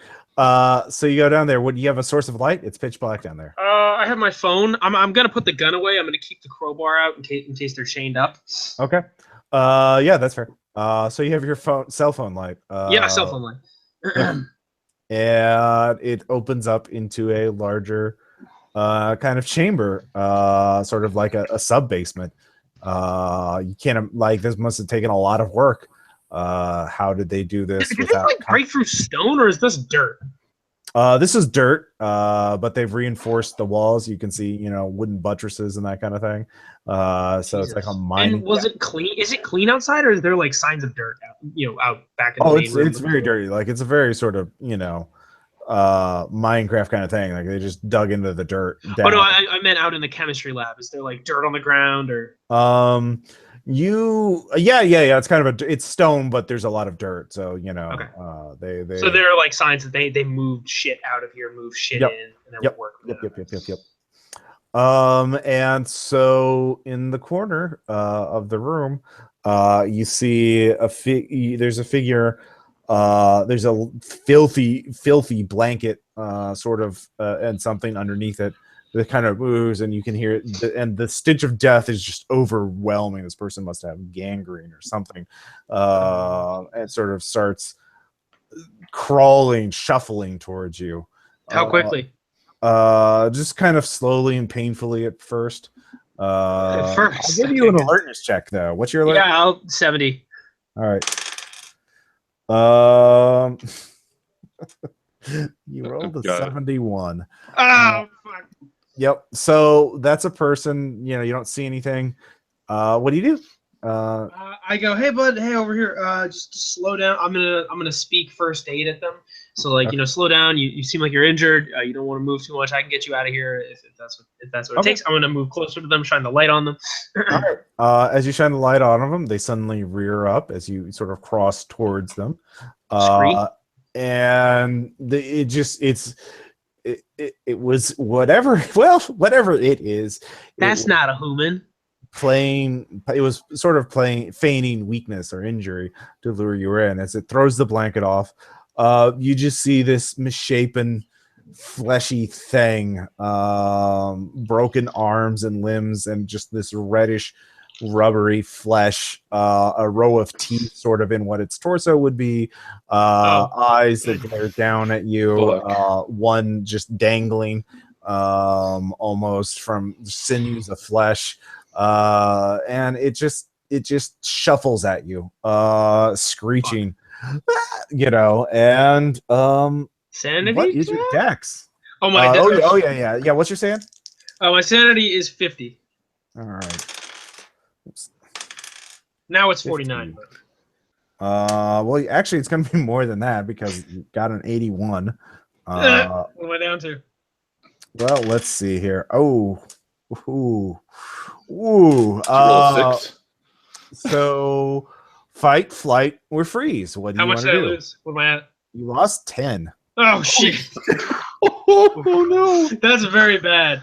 That is very, very bad. Fight, flight, or freeze. Shit. I'm gonna go ahead and I'm gonna not recommend freeze. Yeah. Hang on. Is this violence, helplessness? This is unnatural. Oh, good. Was the jelly on the face? That was helplessness, right? That would be helplessness. Yeah. Okay. So I just remember I have to keep. And it was just congealed blood. Okay. Well, that's good at least. I think I'm going to choose. Oh, this is actually a hard one. Fight or flight. Because both I are think it'd very be hilarious entertaining. if you passed your friend. I'm gonna choose flight because I think that's a little more. All right, what's your dex? That's the best choice. Actually, you know what? I'm gonna roll odds or even on this die I have here. Odds, it's flight. You can choose what's your dex. You have to. My alignment is chaotic neutral. Yeah. yeah, fair. That's fair. No, my dex is 17, so I'm gonna. All right, you get to go first. So you're running away, I assume. Damn. All of the decks. Yeah, I'm gonna run away. All right. Dex times 5. Your dex 85. 85. So you're really good at scrambling up things. So you get a 15. So that's good. So you run out of the room, and you run out of the lab. And so the others of you, let's see here. Elliot, you're sort of at the stairwell going up to the second floor. I assume you're calling out to the others. Yeah. Well, I'm actually I'm just gonna try to find them. Actually, I'm not gonna yell out too loud, but I'm just gonna try to like get up there fast and be like Roy. Okay. So you're going kind of slow because you failed your dex times 5 check. But Roy and Elliot, I believe, you're upstairs and you can hear someone coming up the stairs. And you hear that it's or not Elliot. Who's the other person? Roy and Thomas are upstairs. Elliot, yeah, Roy Thomas. That's what I was thinking. Yeah. Thomas, you're upstairs. You hear Elliot coming up the stairs. What do you do? We can hear him calling out. Yeah. I mean, you said he was calling out for Roy.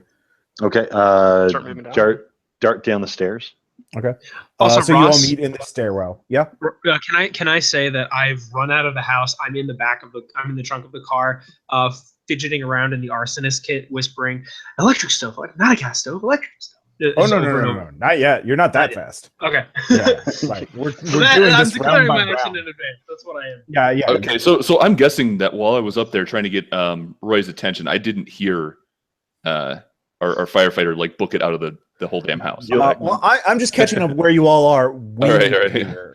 Bianca burst out of the basement. Burst out. Yeah, burst out of the basement. The door slams open. She keeps running. You hear the back door opening. So all three of you done that. Have heard that. So that was her action, was to run out of the kitchen, into and open the door, the back door. So she is just outside the house now. So I'll just go, Elliot. What do you want to do? Okay. I'm getting Roy's attention because my whole I'm finding Roy. Yeah, you found each other. You basically are all in the stairwell looking at each other. Okay, so downstairs there's a grate. I think it's like a torture chamber or something. We heard someone in there. I think Bianca was checking it out. But what did I just hear?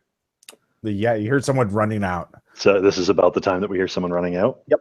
Yeah. Roy just says "fuck," pushes past Elliot, and heads for Bianca. Okay.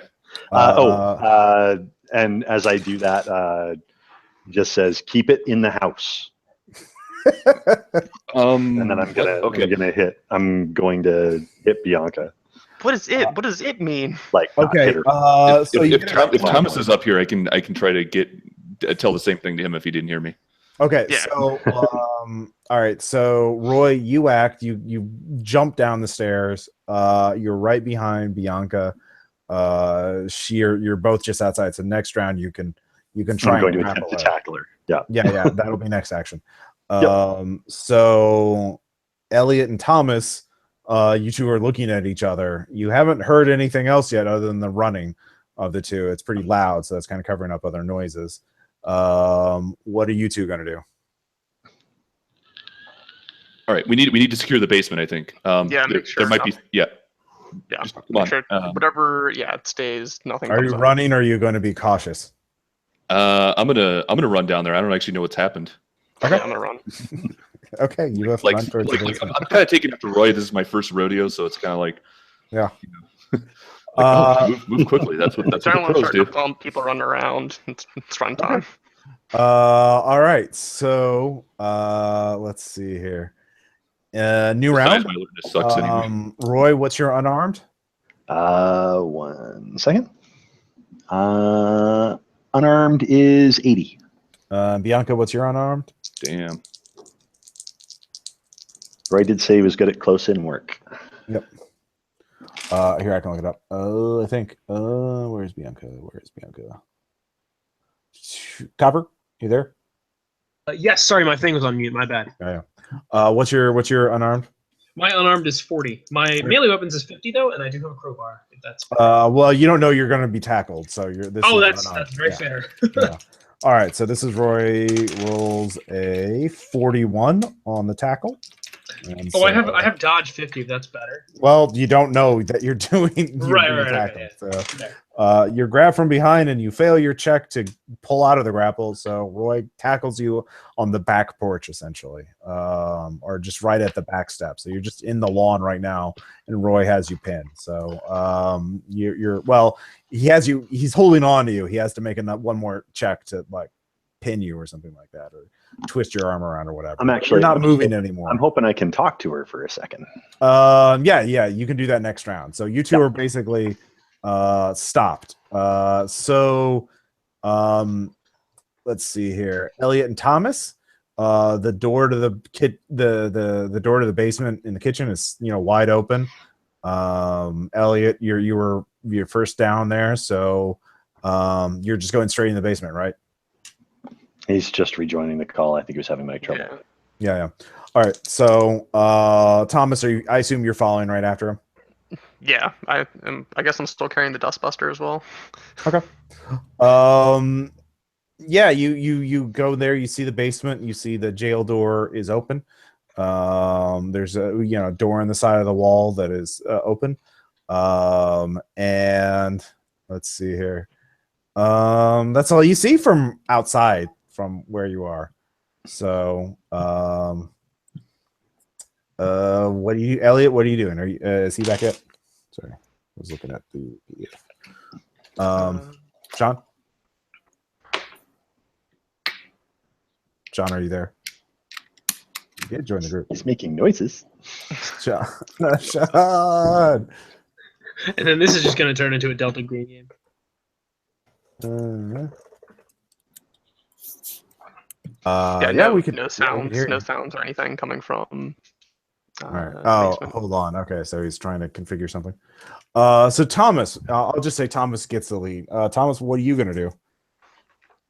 I'm gonna rush down in there looking for sounds. If I can see anything, if I hear anything moving across the ground somewhere. So you're going down into the lab, into the basement. Yeah. Okay. So you go down there. It's as I described earlier. It's your first time there. Very strong smell. The jail door is swinging open, or just swung open. And you hear the sound of something moving from the tunnel. So I'm gonna stop there once I hear something moving and keep an eye down the tunnel. Okay, you're just watching. All right. And it's not making any it's not making any help. There's no helping sounds that needs help or whatever. Just no, you hear a painful sound. So and you see someone in a blanket kind of limping up the tunnel. Can I just say I love the idea of the monster? Like, I run away, it stops, it picks up the blanket, somehow manages to put it back. It takes 5 minutes and then it goes out. Yeah. Just love that image. Well, it's got multiple limbs. It can easily pick up a blanket. Oh, it's very good. It's all it does in there is it puts on and takes off blankets all day. It's I'm gonna really fuck those investigators over when they get down. What else does it have to do? Yeah, exactly. When your only tool is a blanket, you do what you. Every problem looks like a firefighter you can terrify. Exactly. So yeah, you see someone totally wrapped up in a blanket limping towards you, Thomas. I'm gonna call out, hello, it's just moaning. Do you need help? It's just moaning and shambling towards you, shuffling towards you. I'm gonna kind of back up because What's your alertness? My alertness is 40. All right. All right, and you rolled a 77. Oh god, that's just a critically wounded person. Yes. You need to help them. They need your help. Okay. I'm here. Okay. Oh god. So Thomas went in ahead of you and just saw a critically wounded person coming up the tunnel because Thomas failed their sand check. I mean, not sand check, alertness check. Sand check. Well, that too. Yeah. That's so, unless you want to take a sand check for helplessness for not helping this poor person, you have to open the door. You have to keep the door open and help them up. Yeah, I'll move forward and start moving towards them to help them. All right. So, yeah, it lurches at you. What's your dex? Times 5 is 60. All right. And what's your sand? 70. 70. Okay. So, you made your sand check. So good job. Hooray! Just keeping it together. You lose 3 sanity. Wow, nasty monster. It is D4 if you make it. So and D10 if you fail. And it's lurching. Yeah, it's just this. How can it possibly be alive? But it seems to be very alive, and it's so close to the gate you have to jump back. Okay. Unless you want to. Well, what is your action? You still have your sanity, so you get to choose what you want to do. Are we in the basement, or did it get all the way up the stairs? It's in the basement. Both of you are in the basement now. Where Okay, got it. Thomas is. It's like right at the door now. Thomas went into the tunnel a little bit. What are you going to do, Elliot? So can I get back behind the door to close it, or is it like right up on me? It's right up on you. I'm going to try to look for an improvised weapon. In the basement? Yeah. All right. What's your alertness? 30. my melee weapons is pretty good if I can get one. Well, what is that? Didn't you tackle me? I have a crowbar. Yeah, you have a crowbar. We haven't come around to us yet. Bianca has the crowbar. Bianca's in the backyard. Yeah. I was going to say. Bianca dropped the crowbar when she got tackled by Roy. So, anyways. Yeah. If it's right on me, I'm gonna swing my. Well, hold on. So, Elliot, you looked in the basement, looking around for a weapon. You failed. You rolled a 35, so you didn't see anything useful. There's just beakers and vials and a lot of fragile looking. So anyways, that was your action. All right, that's Thomas, fine. You crit failed your alertness check, so it got close enough that it can basically, if you're gonna, it's like jail bars, so it can reach through and grab at you if you try and hold the gate closed, if you try and lock the gate on it. So that's going to be real dangerous. Plus you have to beat it, you have to physically force the gate in to lock it. So you can try and hold the lock shut if you want to do that. I want to start to do that and hope Elliot sees me to come over. Okay, so you are going to do that. All right. Yeah, so I'm gonna obviously yell to. All right, so you push up against the gate to try and lock it in there. What's your strength? Times 5 is 50. 50. All right. No, I need to be there. Well, this is what you were searching the weapon while. I know. Yeah. All right, so you got a 2. All right. Nice. On your percentile check. Let's see what it gets. Well, it can't fail because its strength is 26, and it rolled an 11 anyway. But yes, it just slams the gate, and the gate slams into your face. Something slim. And you take 2 points of damage as it hits you. Splits your forehead, and blood gushes down, and you're knocked down. And it pushes itself into the room. And let's see here. You made your sand check, Elliot. You see yeah. Oh my god. Yeah, basically, what's your sand? 55. All right, so you make that sand check, and you only lose 1 sanity, so it's not really sinking in yet. Yeah, I haven't really. I'm still in denial. I think I don't know. Yep. So that ends the round. This is what's happened. So new round, Roy. You're trying to talk Bianca down, I assume. No, I'm not trying to talk her down. I'm just trying to redirect her. Okay. Roy's on Bianca in the backyard.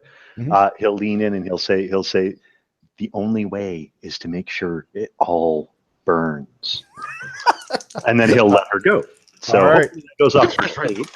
You know, Roy, I can do burns. All right. I'm not doing that though.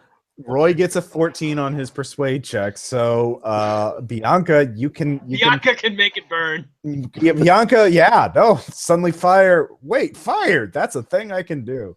So Roy will roll off Bianca when he sees like the light kindle in her eyes, and pull out his phone. All right. Very good, Bianca. So that's your round as you two get up and come to an agreement. So well, as she's scrambling away, I'm just going to say, be fast. Yeah. Very good. So meanwhile, in the basement, let's see here. Thomas, what's your dex is 12, right? Yes. And Elliot, what's your dex? 12 also. All right, you're both going before it. So because it's free action to say, free action to say, let's get the fuck out of here. Yeah. And then what? What are you doing? I run. It just shoved a fucking gate open, man. I'm not doing it. I don't have a weapon. Like, I'm not equipped to deal with this right now. All right, you run out of the basement, leaving Thomas. Well, wait. Well, okay. Can I? He's going at the same time. Is he also running? I can see if he's running or not. He was knocked. He was knocked on his ass. Like, is he getting up and trying to run away? I don't know, Thomas. Are you? Thomas, yes, okay. As quickly as I possibly can. All right. So both of you make your dex times 5 checks, which is good. So you're both, and it's slower than you for some reason, as though its limbs were malformed. But it's shambling up after you. So you both get into the kitchen. And I shut the door. Okay. For what good it will do. Yeah. Just try to find objects and put it in the way of the door. Just like try to block nothing within. Well, are you holding the door shut, or are you going to get the objects?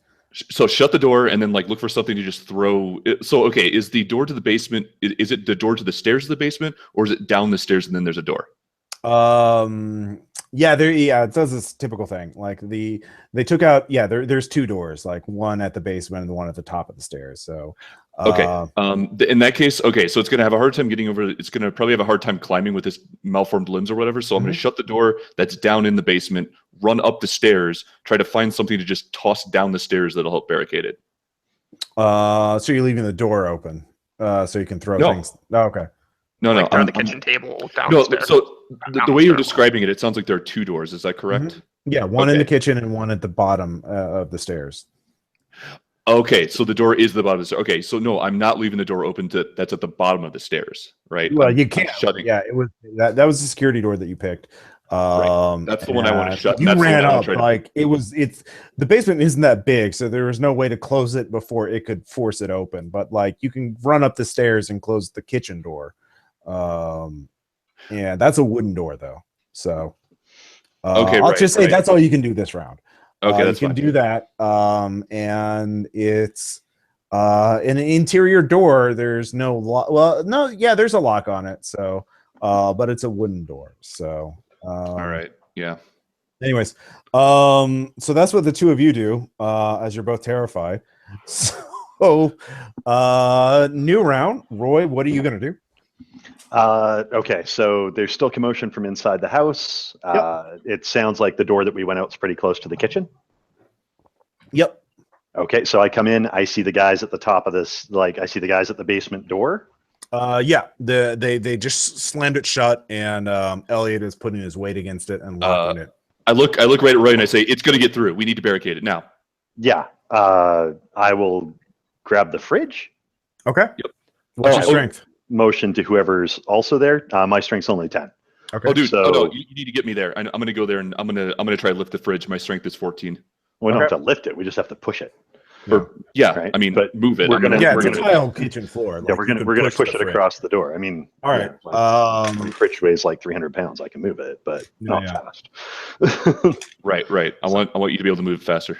Yeah. All right. Both of you failed your strength checks though, so it's weirder than you think. You can hear it's just crashing up the stairs, and let's see here. Thomas, what are you doing? Fucking opening the back door and making it's gonna get through that door. We need to go. We need to contain it, otherwise it's gonna kill a bunch of people. Well, that's up to Thomas. As Thomas is. Yeah, I know. I can try. I'll try and throw my weight against the fridge too and see if it moves. All right, so you're attaboy. All right, so you're actually you do see the kitchen table. You can. What's your strength? 10. All right. Well, you failed your strength check, so you didn't crit fail. You feel a little weak in the head. You were just have your head bashed. So you're a little woozy. I don't want to hold the door. I don't want to relive that. Are you just gonna hold the door? The kitchen door? You're not gonna move the kitchen table? I was gonna try and move the kitchen table, but I failed the strength check. All right. So yeah, you're all trying to push things in there. Meanwhile, let's see here. Bianca. All right, you need to burn the house down. Bianca make fire. Bianca make fire. How Bianca make fire? So I'm gonna go get the arsonist kit. I know that fires from electrical stoves usually are caused by, surprise, surprise, electricity. I have electrician as a skill at 40%, I think. Let me see. Yeah, 40. So I'm gonna go get my arsonist kit. All right, that's a bit of a run.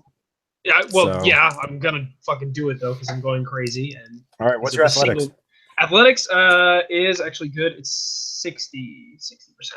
If I can do dex times 5, that's 85. No, this is definitely like sprinting, so it's definitely athletics. You get a 35, so yeah, you're booking it. Almost like I was trained for this.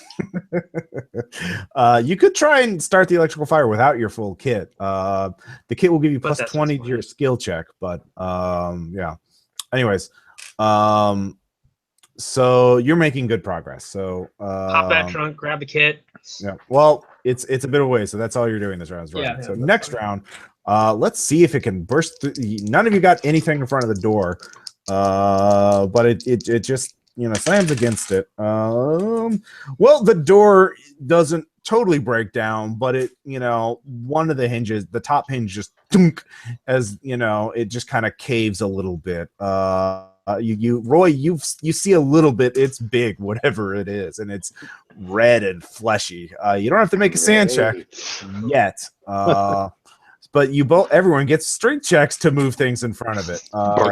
It all over again, but without the giant refrigerator. All right, roll my 70. Yep, you both, Roy and Elliot, this time managed to get the fridge in place and slam it into the door. And now you're pushing against the door. And then Thomas, you get a critical success on the table. So wedge the table between the fridge and the wall. Yep. So basically, yeah. So all three of you are holding it. So this will be sort of an opposed thing. Can you hold the barrier long enough for Bianca to get her kit, come back, and set the fire? Well, it's just do we know this is happening? Do we know that she's trying to set the place on fire? Roy does. So I assume Roy's going to say we just have to hold it a while longer. Yeah, and then what? All right. So I'll say you all made your checks. So I can say you can all do it if you all take 1 hit point of damage and 3 willpower, just to keep the strain going. As I'm in. I'll do it. Yep. All right. So mark off the hit point and the willpower. And 1 hit point, 3 willpower, right? Yep. Yeah, 1 hit point, 3 willpower. All right, so Bianca, you get back, so you can get that electrician check with a plus 20. And you said your skill was 40, right? So right, but if I'm doing demolitions, it's 50. All right. All right. I don't know, whatever you prefer. No, well, either way, you rolled a 24, so you succeed. Oh yeah, so I'm good. I was going to say if Roy sees you getting all like Criminal Minds on it, he's going to be like, "You don't have to be subtle." Yeah, no, you Bianca, yeah, you set a big ass fire. And all 3 that looks like an electrical fire. You can see there. And the fires, you just hear this screech of anger as the fire gets basically all three of you. The point of damage is from you holding long enough until you start your hair gets singed until we're pretty confident that it's going to burn. Yeah, basically you realize it retreats from the fire. It must hate fire, so you just hear this screech, and it stops bashing against the door. Was any of the stuff in the basement flammable, kids? You can't get. You don't. You know what? I say probably. I'm hoping the house is well on fire now. So yeah. So we need to A, get out of here, and B, Roy needs to make a phone call. Yeah. So all of you run back to the car. Yep. The driver, Bianca, right? Yeah, I'm the driver. Isn't that good? All right, you make your drive check, and you drive out without attracting the police or fire department. Arson successful. Good job, everybody. So it's not my best work, but while actually we're pulling out, I want to there. call Jones. Mm-hmm. So by now, let's see here. You got in the house around 5 a.m. So 4:30, 5 o'clock. It's probably about 6. Yeah, it's about 6 a.m. Yeah. Anyways, yeah, that's 4 hours. They said don't spend more than 6. Yeah. We're helping brighten the day. Call Jones. Yeah. Yes. Sonia Fuller's a vector. 12 to 15 people contaminated by her. Something lurking in the basement. Had to burn our way out. Delay fire response if possible. For as long as possible. Are there any what's your status? Did you have to leave anyone behind? No, all 4 of us are fine. Okay. All right. Get within sight of Ace Logistics. We don't have eyes on it right now.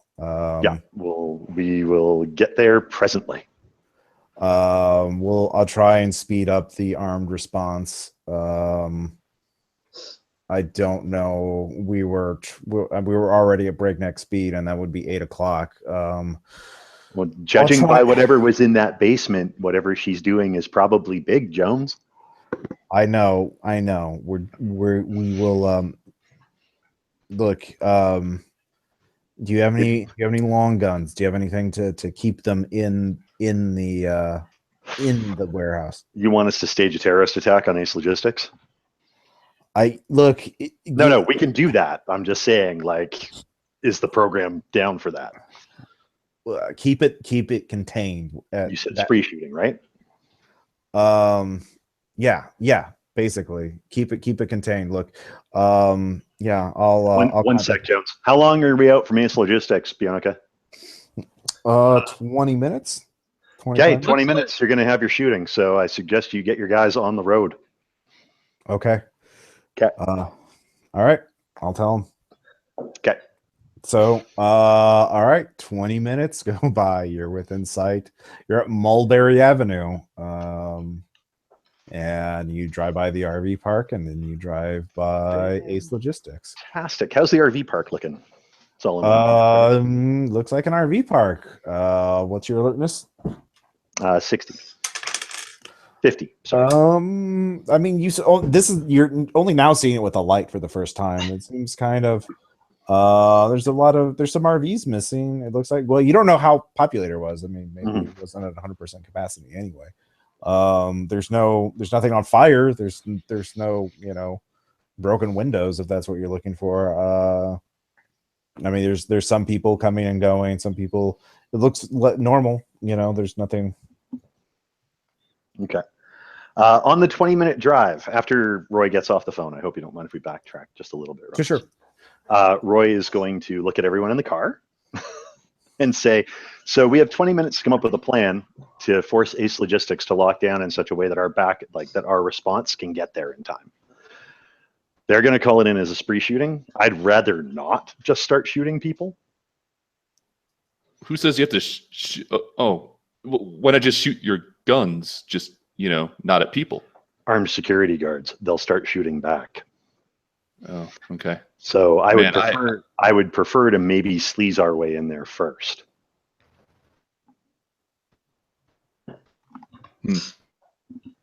like to Listen, talk our I'm just way gonna in? say we've been quiet once today so far. That wasn't Yeah, quiet. I mean, I guess we could do something like that. Sure. So let's take a look at this. Wait, Elliot. Yeah. Okay, if we got you to whatever passes for their mechanical room or their server farm or what have you, could you shut down the phone switches? Sure as hell could. Okay, Thomas, your government. You can probably manage to talk your way in. Tell them you need to speak to Sonia Fuller with regards to a Homeland Security jacket on one of the employees on her team. Actually, wait. Thomas, you're the foreign service guy, right?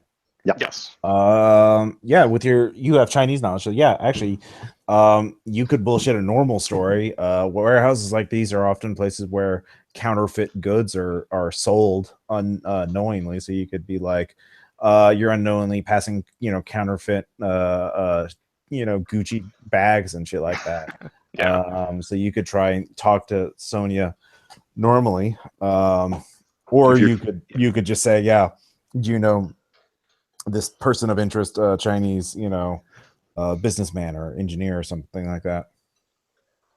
If you wanted to come up with a bullshit cover that wouldn't pass. Alternatively, you could go over Sonia's head and try to have a way to have her and her team isolated in a warehouse because they need to be questioned. Something along those lines.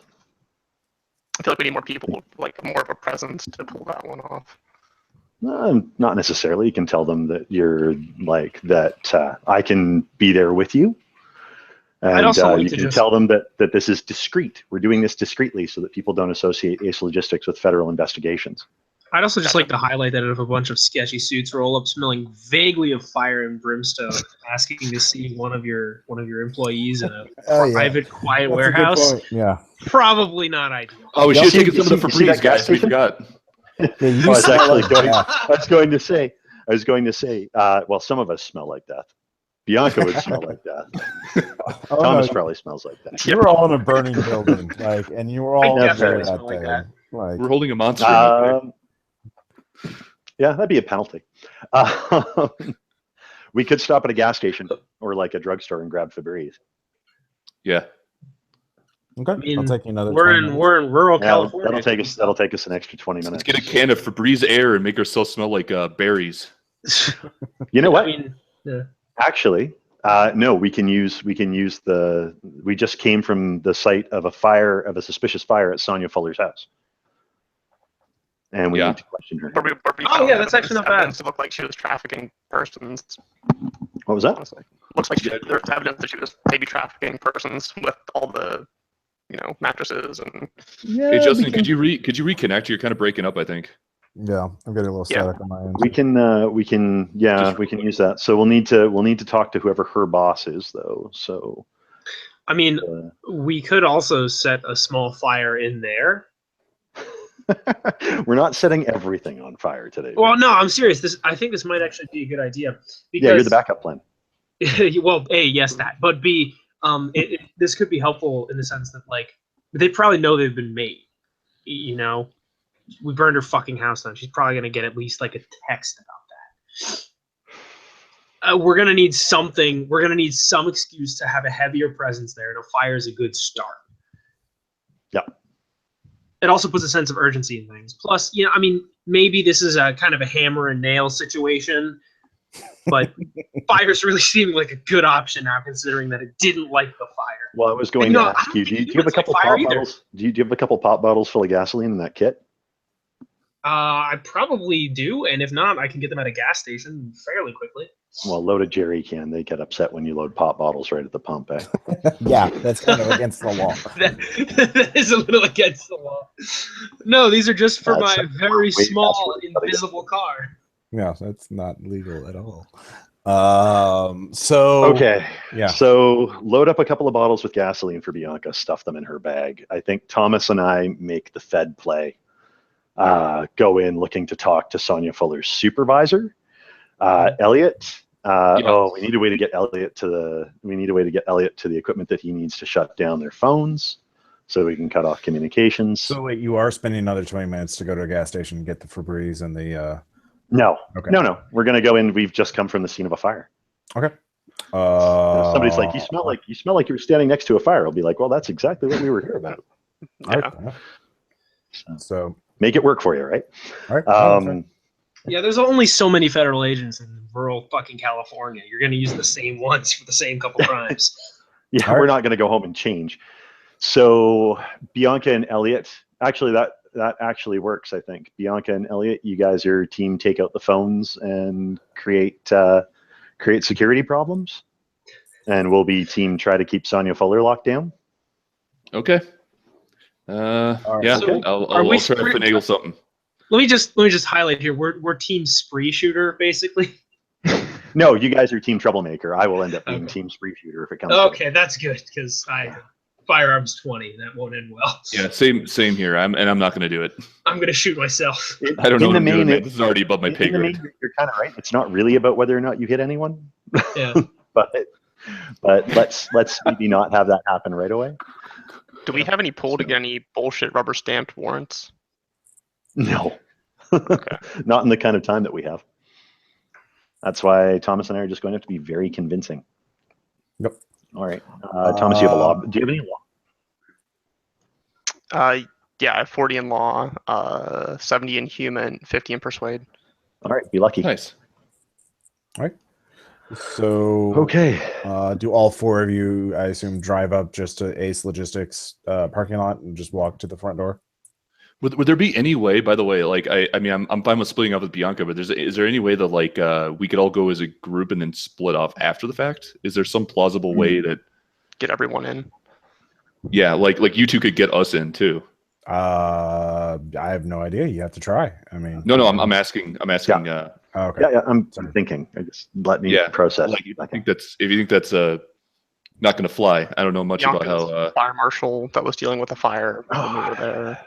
I'm not really on the up and up with the feds and all that stuff. So let's see how this goes. All right, we'll walk up to the front door. All four of us. We'll go. All right. So there's two doors. There's a one normal sized door that says office, and then there are near, just like about 20 feet away. There's double doors, and there is sort of a security fence around the double doors, and there's just a row, like just a big giant warehouses. No, there's a line of workers going in, and you can see there's metal detectors and there's security guards at the double doors. So there's a worker entrance, and then there's the visitor entrance, is what I'm trying to say. All right. Well, the four of us are going up to the visitor entrance. Just follow my lead, nod when you should, and don't say anything for a minute. Go in. There's probably going to be like 100 people in the warehouses or more. Yeah. It's a big operation. You see trucks. You also see coming around from the back of the warehouse, you see an RV driving out, and then just driving out, and just driving away. So I'm gonna try to spot who's driving it. It's a man, middle-aged man. Okay, never mind. Yeah.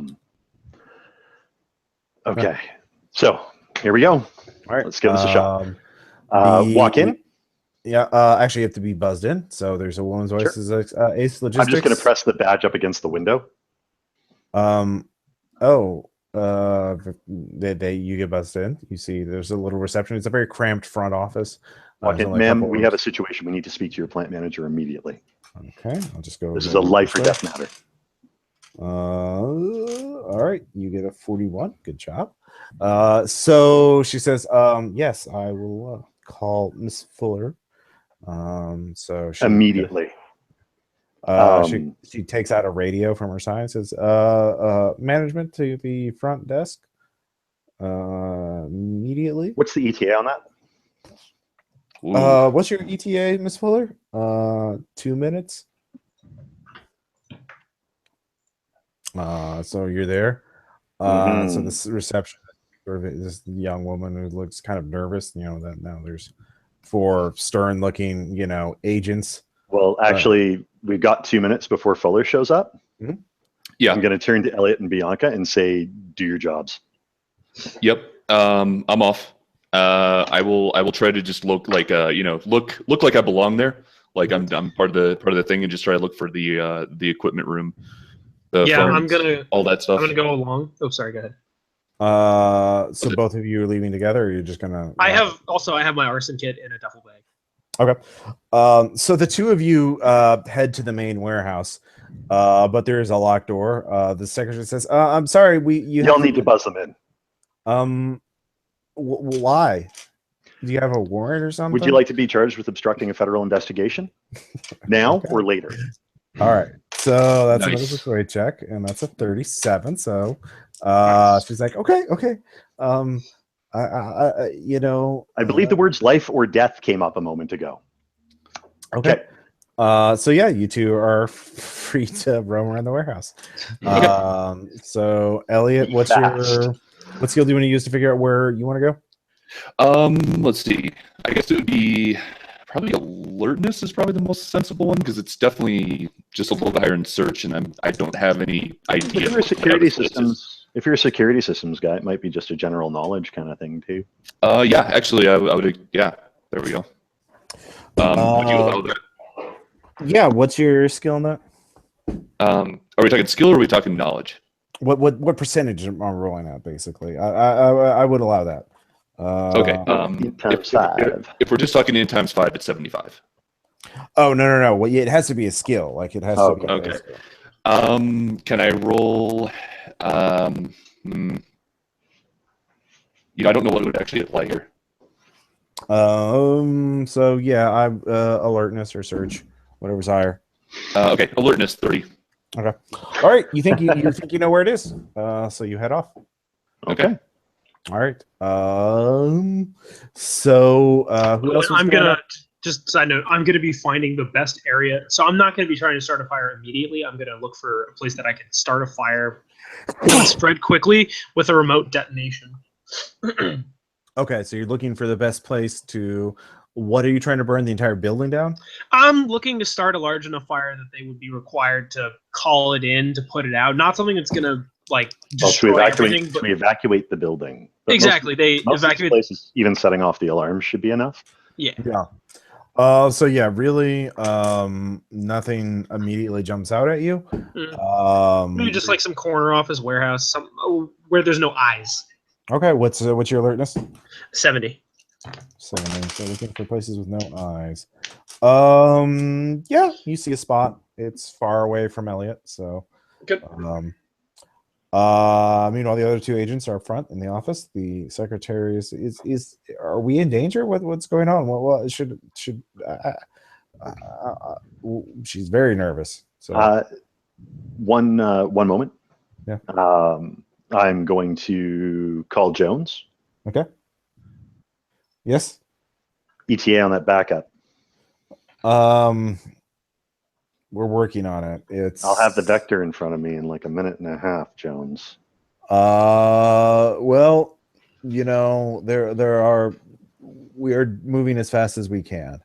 If you have to just execute the vector and leave, then do that. Go to the safe house. And then, but we need, and your priority was intel, not response. You can just find out what the source of the vector, or how the vector is doing this, or what the vector is trying to accomplish. That would be helpful. We have very little information. You haven't told me what happened at the house. I'll make a waiting gesture. I'll gesture to Thomas to deal with the receptionist. Yeah. And step off to one corner of the office. Yeah. I'll be like, there was a thing in the basement. Okay. 3 or 4 times as strong as a normal person. Okay. From what the boys tell me, it had too many limbs. Okay. And things in places they weren't supposed to be. Fuck. Signs of interaction with 12 to 15 employees. Testimony from the friendly on site is that the RV park has been compromised, or at least has been used as a source for recruitment. Mm-hmm. Okay. So the initial burn was an on-the-spot judgment based on keeping the team alive. No, that's this immediate response is based on Vector is going to receive because of what we had to do to stay alive. Okay, well, talk to the Vector, then pull your team out immediately, and then just watch the site. We don't want to lose your team. Shortly, there is... Okay, so, Jones? Yeah. I need a go, no-go. I was going to trigger an evacuation event here to have the workers gathered out in the yard. I said to keep them contained. Like, don't be let contained. them leave. They all go to the muster point, and there has to be a roll call. That's why I wanted to know how fast you can get here. We're working on it. You know, it's hard to get people in that we trust. All right, I'll tell my guy to hold off for a minute. You text me the second I can do it. All right. You know, try and get her to talk and keep her distracted. You know. So anyways, so yeah, Sony shows up. You know, mid-30s looks like, kind of, you know, doesn't look particularly nervous or just kind of confused. She says, "Yes, can I help you, Agent?" Hello? Yes, Agent Thomas. I'm working with ICE Immigration at the moment. So it came to our attention that there might be some issues with possibly some trafficking in illegal persons, and we were coming to hope to, you know, if you could answer some questions about that. Oh, we have no. I can assure you, there's no such problem. But yeah, we could talk about it in my office if you want. That sounds great. Somewhere more private would be wonderful. Mm-hmm. I'm going to. If I may, I'm going to text Bianca and say, "Don't light anything till I say so." I'm going to text him a thumbs up emoji. So, my office is in the center of the warehouse, up on the second floor, so I can see everything. Of course. So if you follow me, you know, I can do that. So please, any help you could offer would be excellent. All right. So meanwhile, Elliot, you failed that check, so you're lost in the middle of nowhere. Oh man. Okay. I'm gonna look at my cell phone and I thought this occurred to me. How's my reception right now? Pretty bad, kind of like how you're coming in right now. Okay, but like walking around the warehouse, have I seen people just pull out cell phones and I look at them and stuff? Can you disconnect and reconnect? Sorry, we'll come back. Yeah, sorry, 1 sec. Hold on. Yeah, I don't know what Google Hangouts usually isn't like this. I don't know what the deal is. Because I'm not running any downloads or anything. Anyways. Okay, back. Hey, there we go. Hey, yeah. So basically, something just occurred to me is that, like, even if I were to disrupt their landline phones, half these people have cell phones. I don't think I'm really going to shut down communications very effectively that way. Mm-hmm. That's true. So I'm gonna. Well, hold on. Before you do that, there is a worker who sees you and says, "What are you doing here?" So it's a worker. Just I'm just gonna turn and just federal business. Federal business? What kind of business? I'm gonna keep walking. Hey. All right. Nope. I just you keep walking like I belong there. He starts following you. He puts his boxes down. He puts a box down. Starts following. He's like, "Hey, what?" Sir, this is part of a federal investigation. I'm going to need you to go back to what you were doing. I will address you if you are needed. Investigating what? Sir, that is you are not. Okay, yeah, I do have human, but I'm really shit at it. I have a 30. All right. Well, yeah. He keeps talking. He keeps saying, "Look, you should just tell me. It'll be easier for you. I don't see a SWAT team or anything." Sir, this is these are the preliminary stages of an investigation. Do you have a gun? I'm just going to stare back at him and just turn and keep walking away. Return to where you were. Oh, okay. That's fine. He whistles. Yeah. You. All right. So you're in the heart of the warehouse somewhere. All right. I'm gonna try to find Bianca. Try to reconnect. All right. What's your alertness? That's also, 30. if you get the camera system, that would still be very helpful, probably. Yeah, I just I'm a little bit lost. Yeah, you're super lost. You don't see Bianca either. So, what's give me? This is Sancho. What's your current sand? Miles of warehouse. Yeah. Man, what was that, Russ? What's your current sand? It's 54. All right, you lose one. Helplessness. Oh You're no. lost in a warehouse, and that guy was super weird. You're lost Yeah. to the Amazon. Yeah. Hey! No, it's distributing. Shut up. No, it's Ace man. Logistics.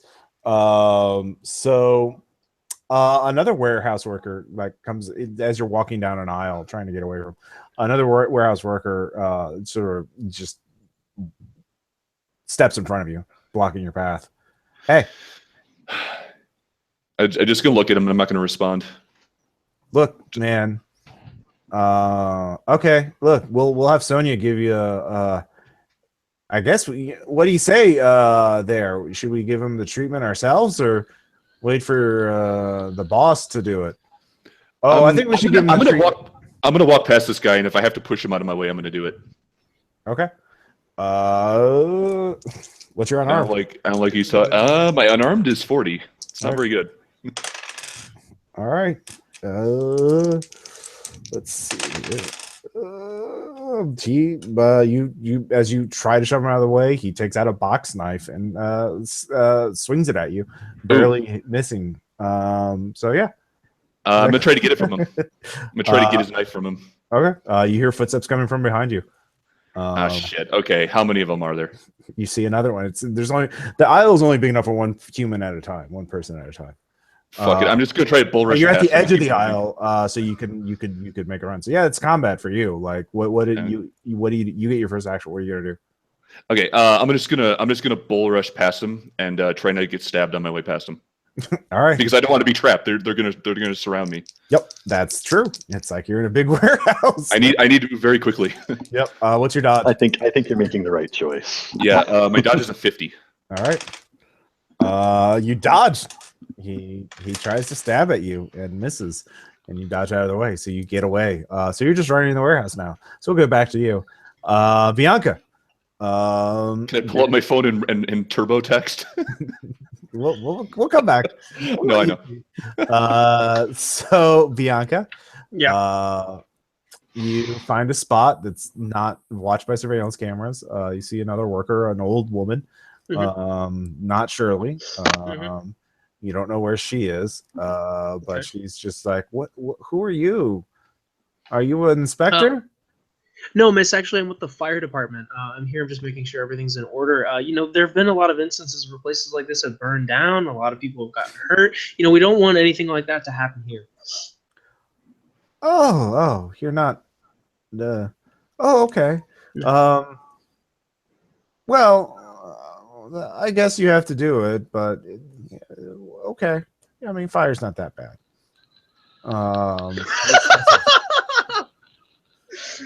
I think that's what I've been told.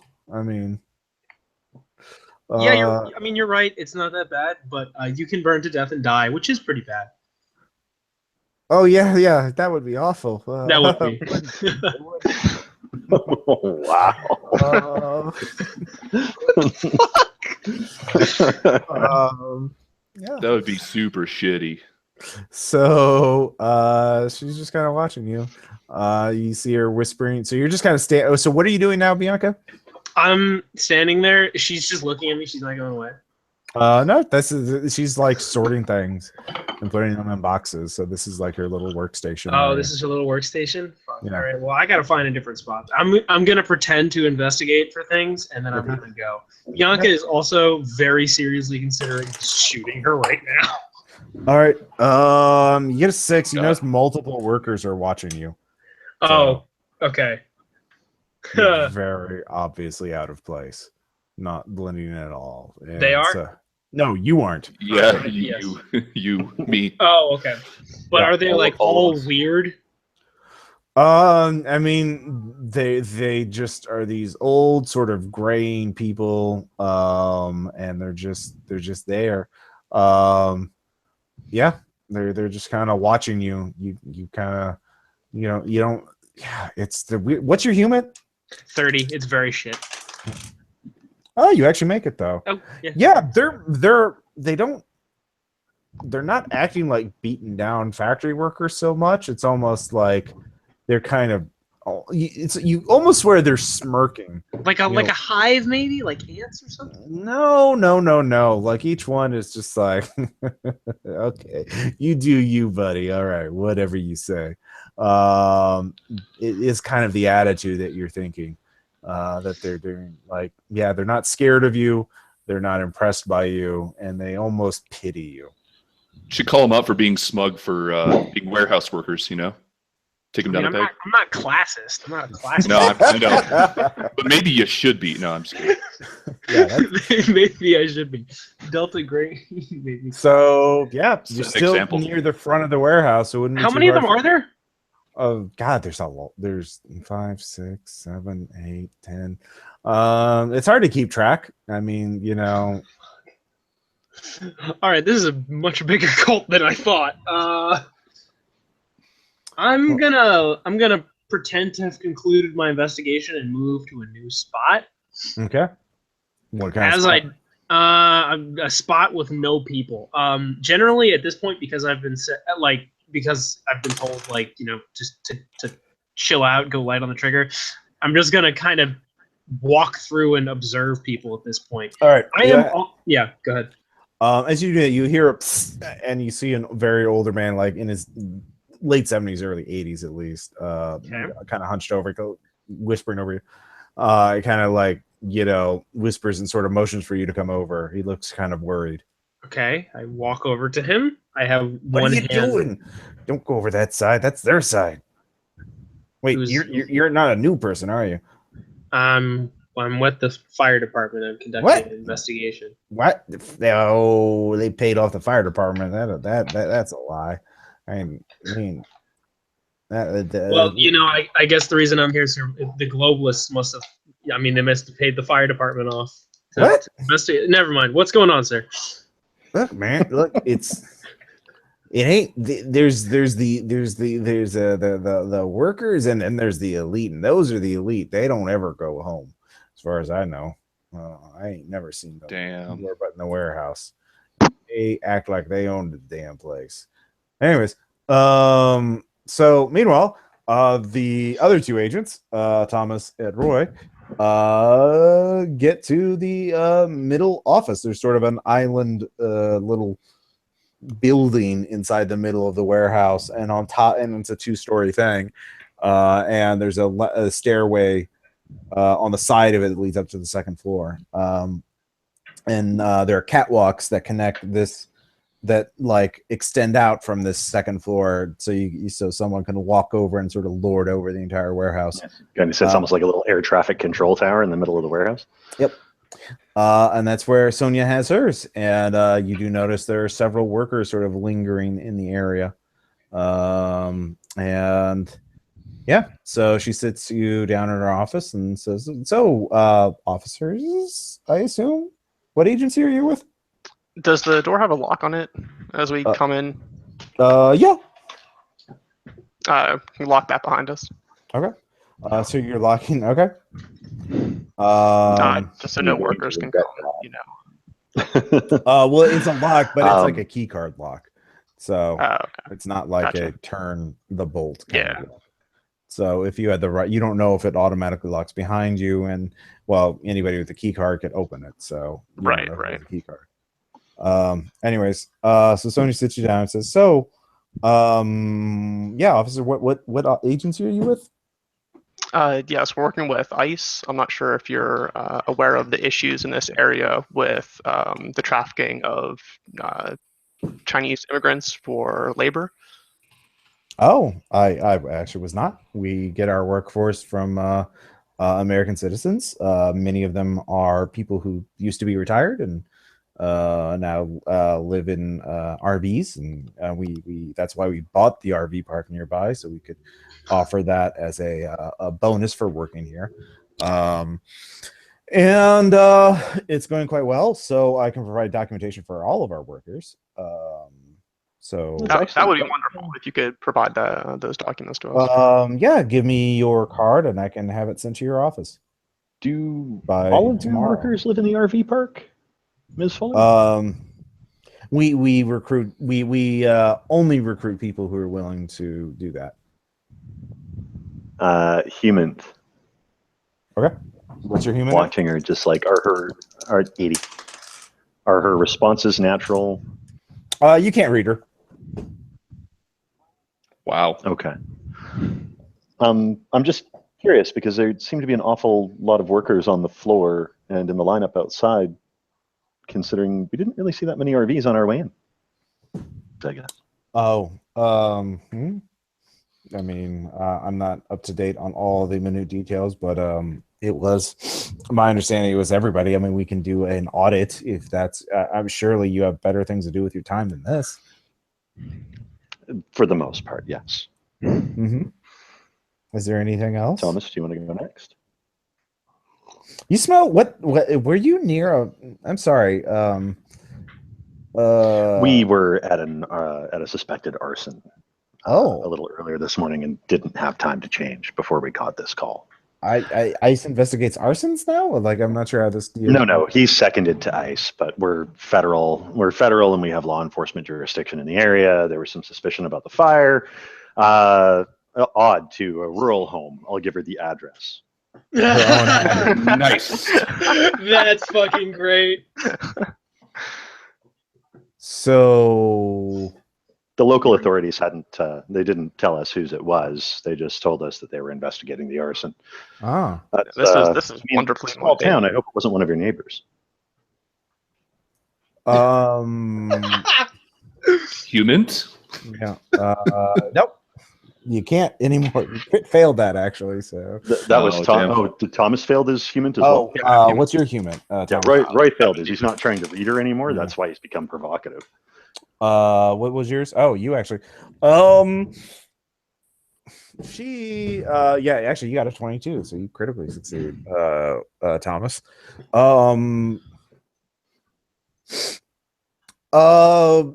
Yeah, you actually realized she has a gun under the table pointed at you.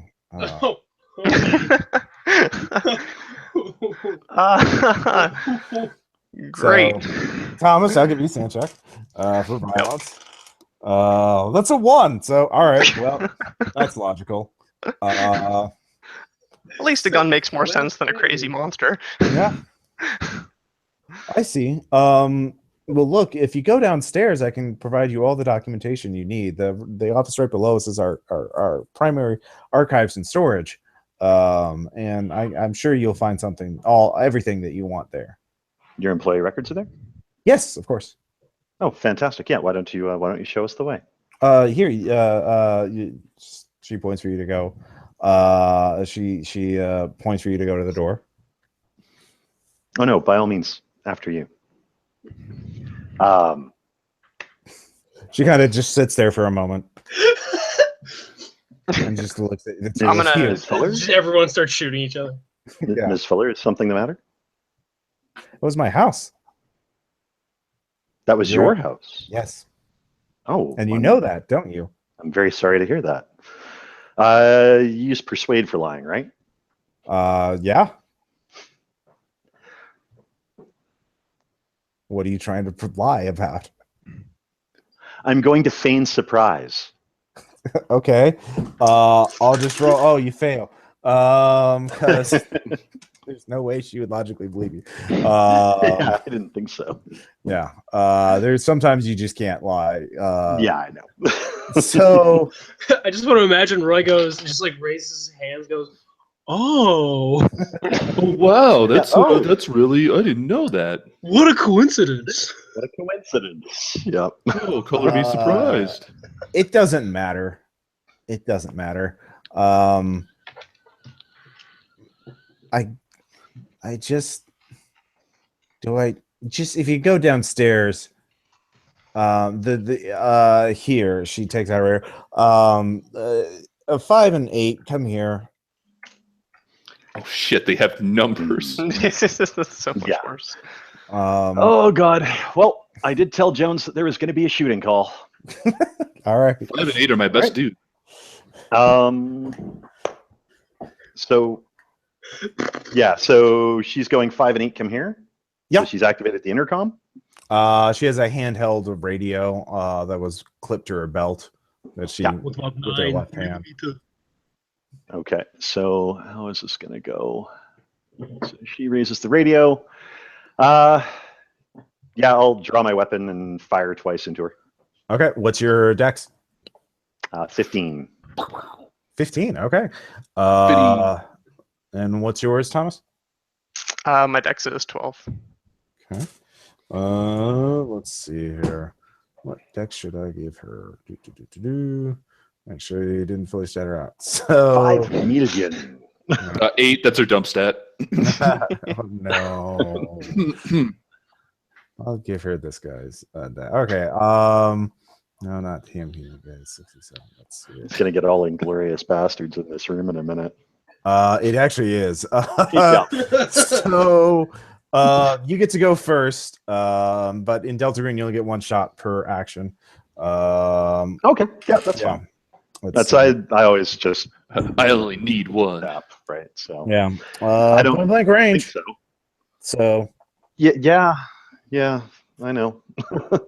Okay, so my firearms is 70. okay, so you have a 90% chance. Yeah, let me double check firearms on is the. 70. Yeah, let me check. It's a medium pistol. Does a D10 damage. I'm just double checking, make sure you only get 1 shot per round. I think if you get more than 1, you get lethality. So oh yeah, it's burst. It's burst or 1. Yeah, that's right. All right, so 90% chance, 10% chance of missing, and 2% chance of jamming your gun. 48, that's a hit. All right, she's not gonna dodge. So I didn't expect that she was. she takes she's gonna shoot her get really bad, straight right? in the chest, center. She's still alive. And she returns fire. Yep.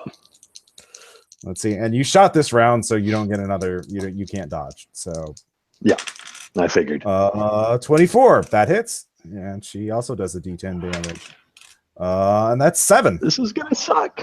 Oh, What are you down to? Ouch. I have 2 hit points left. All right, you're unconscious. Until someone first aids you. So Thomas, Yep. what's your dex? My dex is 12. 12. All right, you get to go. You would have gone before her, but gun versus not having a gun. So you didn't know that Roy was going to draw his gun. So what are you going to do? She's still there. Is Roy down unconscious? He just slumps Roy's back. going down. Yeah. If I can I get the gun off him? Yeah, dex times 5 to grab it from him. Okay. What's your dex? Yeah, 13. Yeah, you make it. You roll a 24. So good job. You grab the gun. You're out. You get to shoot first. What's your plus 20 your firearms? What's your firearms? 20. All right. So 40. You actually make it. Yeah. 13. And you hit her. And she falls down. Nice. All right. Everyone heard gunfire. So Bang, bang, bang, bang, bang. Lock the door. hold on. Meanwhile, first off, Elliot, you're running from them. You hear them on the radio. 5 and 8, come here. Shit, that's 5 and 8. Yep. And they both stop and turn around, and then they start, running the other way. And then a moment later, what are you doing after they turn away? Okay, I definitely did not recognize the voice on the intercom, right? It was a woman's voice. Okay, yeah. Yeah, probably their boss, probably the woman that we came in. Okay, so they turned away from me and they're leaving. Yeah. What is in front of me? Like, what is in the direction I was already moving? It's just endless shelves and aisles of things and boxes. I mean, this is think I'm gonna follow certain e-commerce warehouses. There's Okay. Surrounded by capitalism. I'm gonna follow them, but while I'm following them, I'm gonna look around. I'm just gonna look around for a box knife if it's just laying around, something I can arm myself with. Yeah, you make an awareness check. You find a box knife and you grab it. Boom! Box knife. All right, so yeah, you're fine. Everything's right with the world. But I'm going to follow them because I have a feeling that this has something to do with what my comrades are doing. So, are you being sneaky, or are you gonna run after them? I mean, I'm going to try to catch up to them, but if they react to me following them, then okay, I'll see what I do then. But I'm guessing they're going to be following whatever those commands were. So are you running or are you not running? I'm going to run. Yes, I'm going to follow them. Okay. So another dex on 5. 60. Yeah. All right. Yeah. You're running. So meanwhile, while this is all happening, so Bianca, you're talking to the old man. Okay. I actually have a request. Sure. Can I hear the gunshots? Turn around, dramatically see all the crazy old people in the elite section, and then take out one of those bottles of gasoline with a road flare on it, stare at them and yell, "I told you I was with the fire department," and throw it at them? You can, but we're rewinding a little bit. Okay. I would just like to declare that as my action So for when that inevitably while they were occurs. having their conversation, let's see here. The old man says, "Look, I don't know what it is. It's they're all planning to something big. I was end of the week. They were all gonna just shut the warehouse down and split up. Like they got all their RVs in back. It's some kind of scam, ain't it? Like they're trying to their company's running out of money, so they're all running away, or so it's like an Enron or something, right? Because they all act like they're in a cult or something, but they're all, I don't know, it's real weird. Talking about being reborn and I think you're right, sir. I think it is an Enron. That actually makes a lot of sense to me. I have a couple of friends in the federal department. What did you do before you worked here? Oh, a couple things. I was in the military a few years, and you were in the military. What did you do in the military? Oh, I was I was in the rear with the gear. I'm not infantry or nothing. I mean, I know how to shoot a gun, but supply. But you know how to shoot a gun, right? And that's when you hear gunshots. Yeah, I'm gonna look at him, I'm gonna take out my gun and say, sir, I am with the fire department, but private citizens and all that. I'm no good with this, sir, but I could sure use your help if you're willing to provide. What's your first way? It's not good. Okay. Actually, very bad. It's 20%. Can I get a bonus because I'm offering a redneck a chance to shoot people with no repercussions, and you'd think he'd jump at that. Yeah, not that much though. He's like, I ain't that young anymore. And then the elites are coming up. It's like, one of them just yells out, "Look, just stay where you are. We'll make it easy on you, and you can be reborn. It'll be great." So yeah, what do you do, Bianca? I'm going to do the exact thing I described earlier. I'm going to take out a bottle of gasoline with a road flare in it and throw it at them and yell, "I'm not going to be reborn. I'm with the fucking fire department." All right, what's your athletics? My athletics is 60%. All right, 20%. Let's see if they dodge. They rolled a 6, but 20 beats a 6 because it's blackjack. And so, yeah, good job. You set a person on fire. I set a bunch of old people on fire. Well, only one. Like you hit the one who's closest, who's to you. And yeah, he goes up, and you make your violence check. So good job. That guy totally deserved it. And that line was so good. I'm so happy. It was, but this is not the kind of game that rewards that kind of thing. So yeah. Delta Green's so pulp. It can be, or it can be, No, it's not. Yeah, well, you all are you're not in a good place right now. So nope. Let's see here. So meanwhile, in the office, Thomas, you're in the office with Roy, who is bleeding out. Do you have first aid? Can I try and block the door first? Because I'm assuming there are people coming. You can put a chair in there for free. Okay, I'm gonna do that. All right. run back over, and I have first aid at 10 and medicine at 20. All right. Do you want to try that, or are you just going to pick him up and try and carry? Well, I mean, you're trapped in the room now. Yeah. So I'm going to try to first aid him. Okay. We'll use medicine because that's twice as good. Yeah. So, nope. What? Weirdly enough. Roy's still bleeding. And he isn't. So he's not doing too well. And let's see here. Don't worry, man. If I make it, I have a 10% in first aid, and I can help us out. Bianca's the first aid person, so yeah. let's see here. I grab phones. All right, so that's then you hear someone slam, unlock the door, and then they hear the chair, so the chair stops them. So are you going to rush up and try and hold the door shut? I'm gonna send out a quick text that Roy's down in the office, need help, and then rush to the door. Okay. Well, you also have a gun too. There also are windows.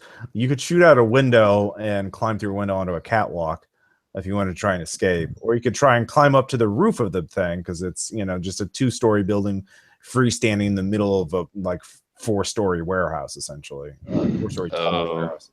So you could, so if you wanted to escape, there are 2 ways you could try to escape. But if you go through the window, it would be hard to carry Roy through. If you go through the ceiling, you definitely can't carry Roy with you. So, or you could just hold the door shut, or you could shoot through the door, or I don't know, do something else. I'm gonna try and shoot through the door, see if they back off. All right. What's your? This will be at normal firearms. You said it was 20, right? Yeah. All right. Weirdly enough, you don't hit them. And weirdly enough, they probably aren't scared away. Weird. It might be zealots. I'm not sure. Yeah, not positive. So let's see here. Elliot. You see 5 and 8 are slamming a door open. A bullet ring. You hear another gunshot. They are not dissuaded from it. They're just trying to shoulder ram the door. Do they seem to know that I'm there? They're focused on the door right now. So you could rush one of them. One of them is, I'm not adapted to anything, so I'm gonna go ahead and say I hesitate for a moment, but then I'm just like, fuck it, I need to save someone's. I need to help them. They're in a lot of trouble. So, I'm gonna rush them with my knife. All right. So one of them, they do see you because there's no way they wouldn't hear you charge up there because it's a metal catwalk. So one of them basically continues to shoulder the door, try and ram the door open, while the other, tries to intercept you. What's your dex? My dex is 12. All right, so you get to go first. So this is your. Well, I mean, it's your. He has unarmed, and he is going to try and disarm you. What's your melee weapons? 60. All right. Wow, 59. Wait, did you say I go first? Yeah, well, it's basically the way they do unarmed and melee combat is it's one opposed skill check, so you don't really have to worry about who's going there. I gotcha. So yeah, you cut him. Right. And you inflict 4 damage on him, so you stab him good. And he keeps on trying that. So the guy has the door partially open, so you can you can time the shot and try and shoot him as he's poking his head in, if you want to. Yeah, I'll do that. All right. And that's 72, so that misses. So yeah, it's like you're not really good at this. Weirdly enough, like I told you to in the scenario write-up to bring weapons, but you chose this character. It's fine. Yeah. And Roy, you're still bleeding out, so things are going great for you. Bianca, the burning person, does keep the others away. They weirdly enough don't want to get near you now. So what are you gonna do? I'm going to run towards. Do I get? Well, I guess this is kind of a. Do I get the text? Sure. Yeah, I'm gonna run to go try and help Roy now. And I'm gonna yell, "Get the fuck out of here! Everything's gonna be on fire soon." As I go. All right. You're not going too fast. I'll get an 82. No shit. Well, hang on. Was that Dex or no? Was it? Yeah. Either way, it would fail, wouldn't it? No, Dex times 4 is 85. Okay. Yeah. You make that. So yeah, you're going pretty well. So let's see here. Are you going to try and set more things on fire? I'm going to conserve my probably limited supplies for when I can see other people, because I know fair enough. Make it harder for us to find each other. New round for Elliot versus the other guy. So Elliot, you get a 81, so that's a fail. And he gets a 15, so he succeeds. So he grabs your wrist and makes you drop the knife. So so that was that. Let's see here. The door. This is your last chance, Thomas, to shoot him before he gets the door open. Thomas, please. You get a +20 this time because he's practically in the door, so you get your point blank bonus. Right. Let's see here. You got a 41. So yeah. So he gets in. So new round. Elliot, are you gonna fight hand to hand, or are you gonna try and pick up the knife? Where did it land?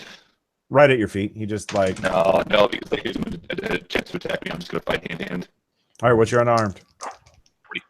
40. All right. Yeah. You fail, and he succeeds. So he inflicts 2 points of damage to your face. Okay. So he punches you in your face, so it hurts. Anyways, Thomas, you can try and shoot him again before he tries to disarm you. What are you gonna do? Give it one last shot. All right. Yeah, give it one more shot. Hey. All right. Hey, you get a 4. Good job. Hooray. That's 8 damage. That's enough to knock him unconscious. Good job. He falls down. That's a sand check for you. Which you make. So you're like, all right, I was defending him. Fuck that guy. Yeah. My sanity is the one thing I have going for me. Yeah. For slicing that dude, should I have taken a sanity hit because I'm not at all adapted to violence? No, you haven't, killed somebody yet. So, I mean, that guy's not dead, but I mean, he's bleeding out. So, let's see here. Bianca, you get up there, you see Elliot fighting someone, in hand-to-hand combat on the catwalk. Another worker just falls down. You can see the busted open door of the office. And you see a bunch of workers from Elite. They ran around the burning guy and are, charging up after you. So, oh, they're behind me? Yeah, you delayed them, but you didn't stop them. Yeah. Are they being funneled by anything? Yeah, they're the stairs of the catwalk leading up, basically. Okay. So would I be able to get up there and help Roy with his injury, or would I have to go through people? You just keep running, yeah. Okay. But if I stop to throw like another pipe bomb at them or some shit, like I wouldn't be able to get up there anymore because it'd be blowing up the catwalk, right? Well, your cat bombs aren't that powerful. Molotov. It just covered in fire, which is.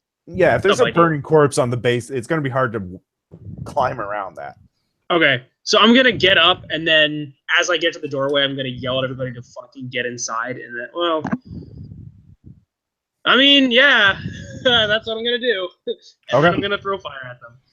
All right, so you can do that. Thomas, you can try and shoot in the melee, or you can let Elliot have his fist fight by himself. And let him be cut off from the rest of the group by the Molotov barrier. Assuming. Oh, actually, wait, no, I don't want to cut him off. I had visualized this wrong. I apologize. Yeah. I'm gonna go up and do I have like a melee weapon of some sort? I'd written in chat that I was looking for something as I went along earlier. Did I find anything? What's your alertness? 70. All right, you get a 16. So yeah. Sure. There is fire axe. Yeah. Fire axe. Why not? So I'm gonna fire axe the guy who is in melee with. Okay. Is it Justin? Is he melee with Justin? Yeah, Sean. Okay. Yeah, I'm gonna I'm gonna ask him a question. Hey, what's your melee weapon skill? 50. 50. Okay. You miss. So, you didn't critically miss. So, fortunately, you're. That's good. Yep. So basically, yeah, the two of you are now fighting the guy. You have him on each side. The thing is, the people are you storming up the stairs behind you. Thomas, you can empty the rest of your clip to hold them off for a little bit, just by blind firing in that direction. If you want to give them more time to finish off that guy, and so you can all get in the room together. Yeah, definitely try and hold them off. All right, so you're just firing. You don't have to roll. You're just they're suppressing fire. They're suppressing fire. Waiting for someone to yell that. There seems to be a lot of bullets in this gun until suddenly there aren't any. And God, where's another magazine to reload? But we'll deal with that in another round, because you're shooting your bullets as fast as you can. Anyways, Elliot, let's. I'm actually gonna try to pick up the knife and get him now that we have him on each side. I figure he needs to try to not the lowest guard. All right, so he turns to try and grab the fire axe as you're picking up the knife. Yep. Stick it back. Well, I mean, you just pick up the knife this round, so. Oh, I see. Okay, sure. And so he gets a 20 on that versus your melee weapons of 60. You said 50. 50. Rolled 56, and he succeeded. So he grabs the fire axe and wrests it away from you. Yeah, he has the fire axe now. Well, that's good. Yep. So Elliot, let's see if you stab that guy. Yep. Oh, do I get an action or no? You fought back. So basically, when two people are fighting in hand-to-hand combat, that's their round. Is like it's just one skill check, and whoever wins does damage to the other. So it simplifies things a lot. So, anyways, Elliot, you do manage to stab him in the back, literally in the back, for another 3 damage. So he is heavily wounded at this point. He's going to try and swing it back at Elliot. Actually, no, he is going to swing it. Well, it doesn't matter. He rolls a 94. So. So he just kind of flails wildly with it for a bit. Yep. So Bianca, are you just going to try and punch him, or are you going to try and grab the axe back? If I fight him again this round, will we just be hoarded by everybody else, or what? Well, Thomas is buying you 1 or 2 rounds. You don't know. Okay. Basically, as long as Thomas keeps shooting, he can keep them from coming to you. Because he's just shooting the top of the stairwell, and no one's wanting to, Got it. So can I grab my? I'm assuming I have my keys on like a lanyard or something. Can I grab my key and just like punch him in the back of the head with that? All right. Well, that's basically unarmed. So. Yeah, I'm trying to use melee weapon. Yeah, no. But you rolled a 10. So yeah, you knock him down. So good job.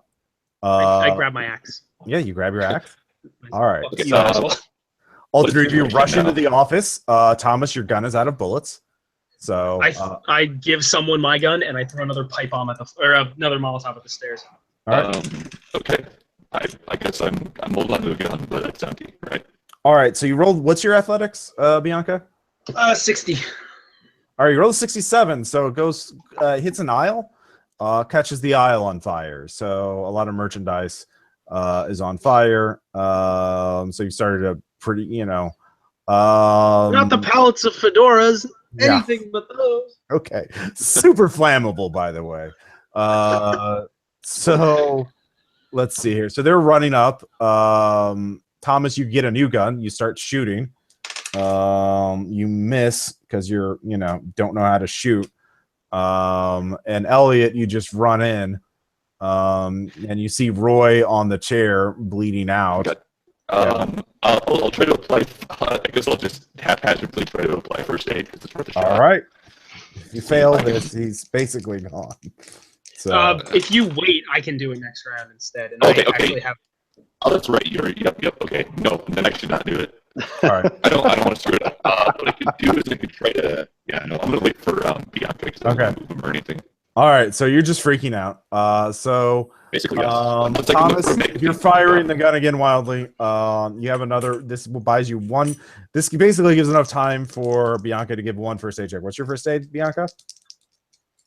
Oh, my first aid is 50. 50 chance of Roy surviving. All right. The saga. Yep. Unfortunately, no. That's an 89. So he was. Yeah. Can I spend willpower or something? I know that's not how that works. No, That's it's not just the how it perfect. works. That's actually just That's about not the what it perfect works. ending for a Delta Green agent. Yeah. And you have more problems. The fire suppression system kicks in at this point because an aisle was set on fire. Actually, it should have set on fire the first time, but whatever. They're not very good. The guy said So- they bribed. I'm gonna say this is a halon suppression system, so you're all gonna suffocate pretty quickly if you don't get out. Whoa. Okay. Shit. Yeah. It's like they don't give a shit about the people, but about the merchandise. So, or I don't know what would a warehouse fire suppression system work like? No, No, yeah.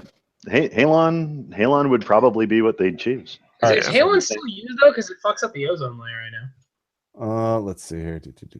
Probably doesn't get used so often that they worry about it too much. That's fair. Probably causes 19 kinds of cancer too. Yes. Yeah. Think an Not industrial my setting, character's probably problem. It's more it's more generic. Yeah, you guys you're Fuck. surrounded by these people. They're screaming. Not everybody is obviously a cultist or whatever the fuck they are. They are, let's see here. Let's see here. Yeah, now I'm trying to research her as we're playing. Should not be Yeah, Ross, you should have come into this knowing whether or not Halo fire suppression systems Yeah, are common. sorry. Weird. So you don't have much time to get out, and there's workers on all sides of it, and they're closing in. You're out of bullets at this point. What about Sonia's gun? I have a gun, yeah. Oh yeah, you could fire that some more. But that's again delaying the inevitable. While you're running. Yeah. We know for sure that Roy is Roy a goner then, or can I try to pick him up and move him? You don't know enough first aid to know if he's dead or alive. He doesn't seem to be breathing, or maybe he is. But it's urgent. But it's urgent, and we need to get out of here, right? Basically. Yeah, you don't know, so it's going to be trauma either way. It's not going to be fun. No, I'm asking: is the situation urgent enough to where we need to get out like right now, or else we're going to be surrounded? That's a judgment call on your end. So here's the situation right now. The fire suppression system kicked on. You're not going to be able to burn the warehouse down very easily. You're firing what pistols you have at the stairs. Actually, at this point, you hear. Actually, everyone give me alertness. So I fail. Yeah, that's a 81, 89, and 17.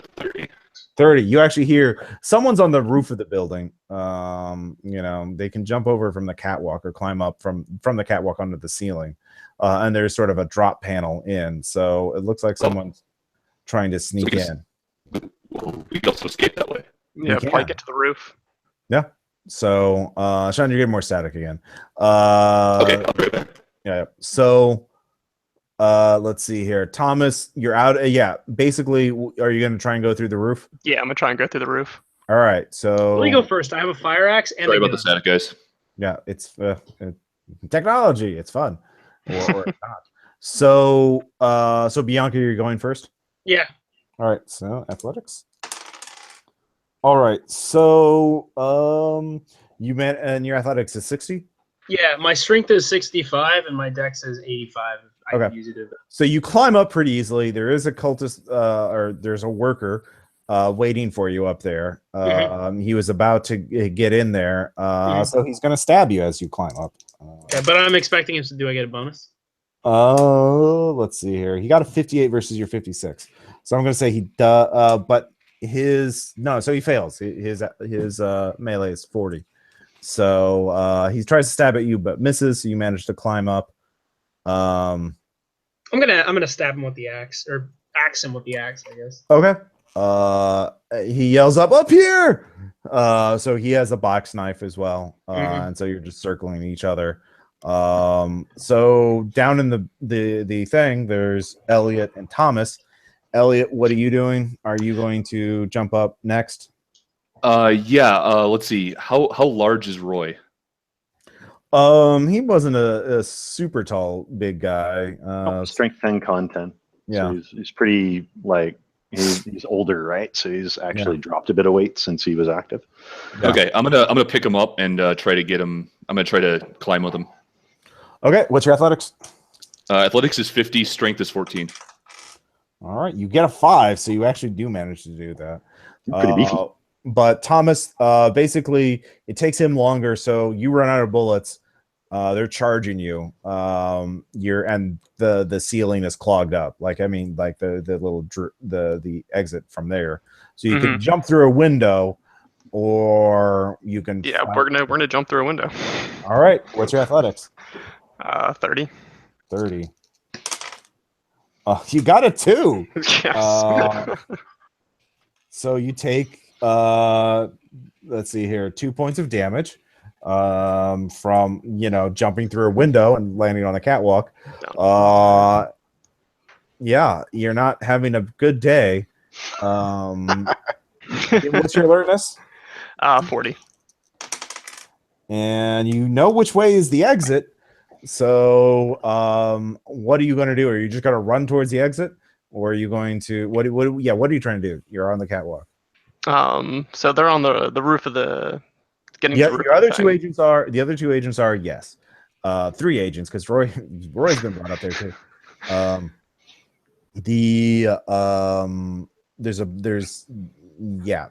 cultists are right behind you. You just get up in time. You can try and climb up on the roof of the thing, of the building. I'm going to make a run for the exit. Try and hope that the rest of the cultists, follow. Some of them will. What's your athletics? 30. 30. All right. That's a 97. So Yes. yes. All right. So what's your unarmed? 40. 40. All right. Let's see. You get a. Actually, I should roll for their attack first. So they fail. One guy tries to tackle you, and fails, and so you're slow. There's basically he falls to the side. So yeah, you're basically they're on you basically, but fortunately you're kind of on the catwalk and not there's not a lot of place for them to run and surround you. Okay. I'm gonna pull out my pocket knife as well. Okay, sure. So you have your pocket knife. Meanwhile, on the roof, Bianca, there's one cultist there. Two more climbing up on this round. And finally, Elliot has taken Roy and pushed him up through the chute and then climbed up himself. So what are you gonna do? Well, actually, now hang on a sec. Now I might not. Would we be able to break and run for the exit or no? You can try. And you said 2 more are climbing up, right? Yeah. They're hoisting themselves up right now.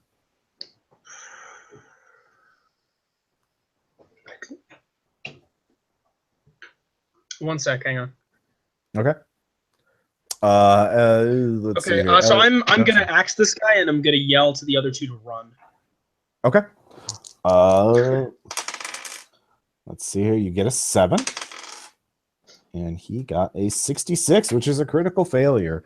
Yes. So what would a axe do? It does a D10. Let's see. Well, that's a wood axe. Well, it's definitely not a 2-handed sword. So yeah, I'll just say it does 10 damage. You kill a guy with it. And is that gonna be a violence? Well, I burned someone earlier, so it's okay. Yeah. Jesus Christ. So Elliot, what do you do? Kiss my ass, Delta Force. That's the spirit. How do am I sounding okay still? Yeah, you sound good. Yeah. Okay, good. Because we just updated driver. All right, let's see. So I've got Roy on the roof. Okay. You can jump down on the catwalk and start carrying him away. Yeah, no, my goal is to get him out of there. Okay. What's your athletics again? It's 50. All right. Damn, you're rolling. Well, that's a 1. I think that's a critical. Damn. So yeah. Yeah. So yeah, you're fucking booking it. You're just the adrenaline's kicking in, and Yeah, it is. 1 is you're hauling out. So yeah, Bianca. The math of this is pretty simple. Someone has to hold something has to delay the cultists, otherwise they'll keep chasing you. And there's dozens of them, and 3 of you. You can bottleneck them to a degree, but yeah, so Thomas, you're on the catwalk. Another guy tries to tackle you, and he fails. So you run. You're making progress, but you can hear one of them yell, "Stop him! Cut him off at the cut him off!" And you can see there's a couple of the workers that are positioning themselves at the bottom of the stairs, off the catwalk. So, leading off the catwalk. So, what are you gonna do, Thomas? Oh, sorry. Yeah. Yeah, I'm just gonna keep on trying to get away. Well, how? Like, basically, you're on the catwalk and you're getting close to the stairs leading down, but there's 2 people at the bottom of the stairs, and there's a bunch right behind you. Can I just leap it and try and take damage? You certainly can try. What's your athletics? 30. Someone's phone goes off. It's very dramatic. All right. You got a 34. So that's a failure.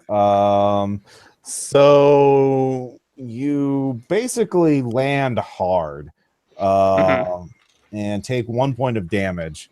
Okay, down to 4. Down to 4. If you get to 2, you're unconscious. And another guy tries to tackle you. And he got... God damn, I'm rolling shit for the attack. 78. So, all right. So he tries to grab you, misses, but you're basically in melee range of 2 guys, and both of them are trying to tackle you, or grapple you. All they have to do is hold on. 40. God damn, motherfucker. Anyways, so yeah, yeah, you land hard, and they're still between you and the exit. But you're on the ground floor now, so that's good. So new round. Bianca, 2 more guys have pulled themselves up to the top. You see I'm gonna 3. book it for the... You see 3 more people pulling themselves up. Okay. So yeah, there's more, and they don't seem to be deterred. I'm gonna book it. Yeah. Okay. I'm running, but also you mentioned earlier that we need some kind of suppression. I still have a gun, Okay. so I'm gonna try and suppressing fire as I flee. Fuck the You have axe. to drop your axe. Yeah. Yeah, So- that's totally fine. Can I actually leave it implanted in the head of the one guy Sure. for dramatic? Yeah, there we go. That good testament to them. Okay. Reminder of their All own right. mortality. All right. So you're drawing your gun and dropping down to the catwalk. I'm parkouring as hard as I can. All right. Oh, so you're going to parkour. So what's your athletics at? I'm gonna parkour. My athletics is 60. My dex is 85. But parkour is probably. Well, this is definitely athletics at 60, and it's actually going to be a penalty because everything is super slippery now. Oh, also, there's no oxygen. Yeah. Probably.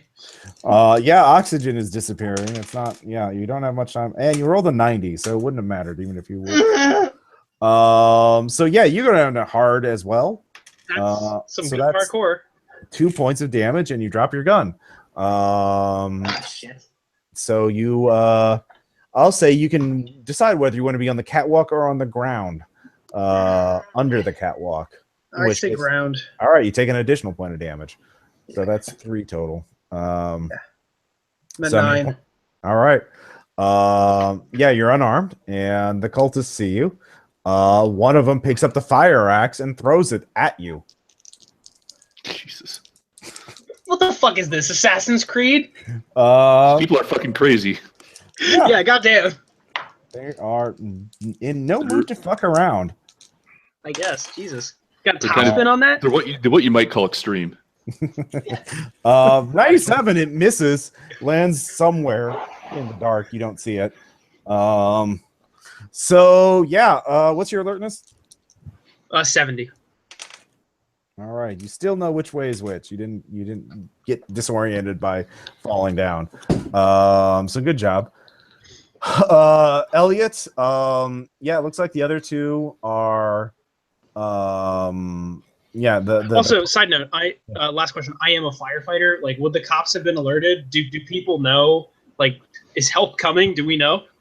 Assuming this, if this place is up to code and they didn't fuck anything around, then yes. But okay, that's not comforting. This place is not probably up to code. It's almost like it's not a comforting game. Yeah, fair. I'm gonna as I run that, I'm just gonna dial 911. I will call the cop. I will call our cops if I can. Well, hold on. It's a new round. So we'll do this round. Thomas, there's two guys between you and the exit, and a bunch behind you. Wait, wasn't it mine? Wasn't that me or? Oh yeah, sorry, Elliot. So yeah, you seem to have a clear thing. You got as fast as you could on that. You'll need one more athletics check to get to the exit. Yeah. You got a 39. Made it. Yep. You are moving slower than usual. And so you get to the door, and it is locked. At least I picked the lock. No, I don't. You could try to pick a lock. You could. I'd have to do it really fast. You would have to do it really fast. You could look. This is the visitor door. This is the office door, the one you let in from. You realize, as I will say for free, because you're a security specialist, these doors would automatically lock because again they're afraid of people stealing shit and smuggling it around. So all of these doors are going to be locked unless you get a key card or something like that. I look. Are there any of the cultists just laying around here that have been knocked out or? No, there's one burned corpse. I'll say that much. No, okay, that's no good. I'm just gonna try to pick it. I guess if it takes the same amount of time, like game mechanics wise, it's just trying to find a key card. I don't know. Might as well do it because your lockpicker's kit. It's a the thing is, it's a key card door, not a. Oh, that's right. Yeah. Okay. Yeah. Right. Okay. I can't do that. No, you have your tools. You can try and you have to open up the housing, fuck with the electronics, and then get That's gonna take too long if people are chasing us. There is another way out, and that's the worker entrance, which are two double doors, which are probably not locked right now because workers are coming in and out. But there would be a security checkpoint. Who knows whether that security checkpoint is still manned because the fire alarm's gone off. But there's been gunshots. You haven't seen any security guards since the gunshots.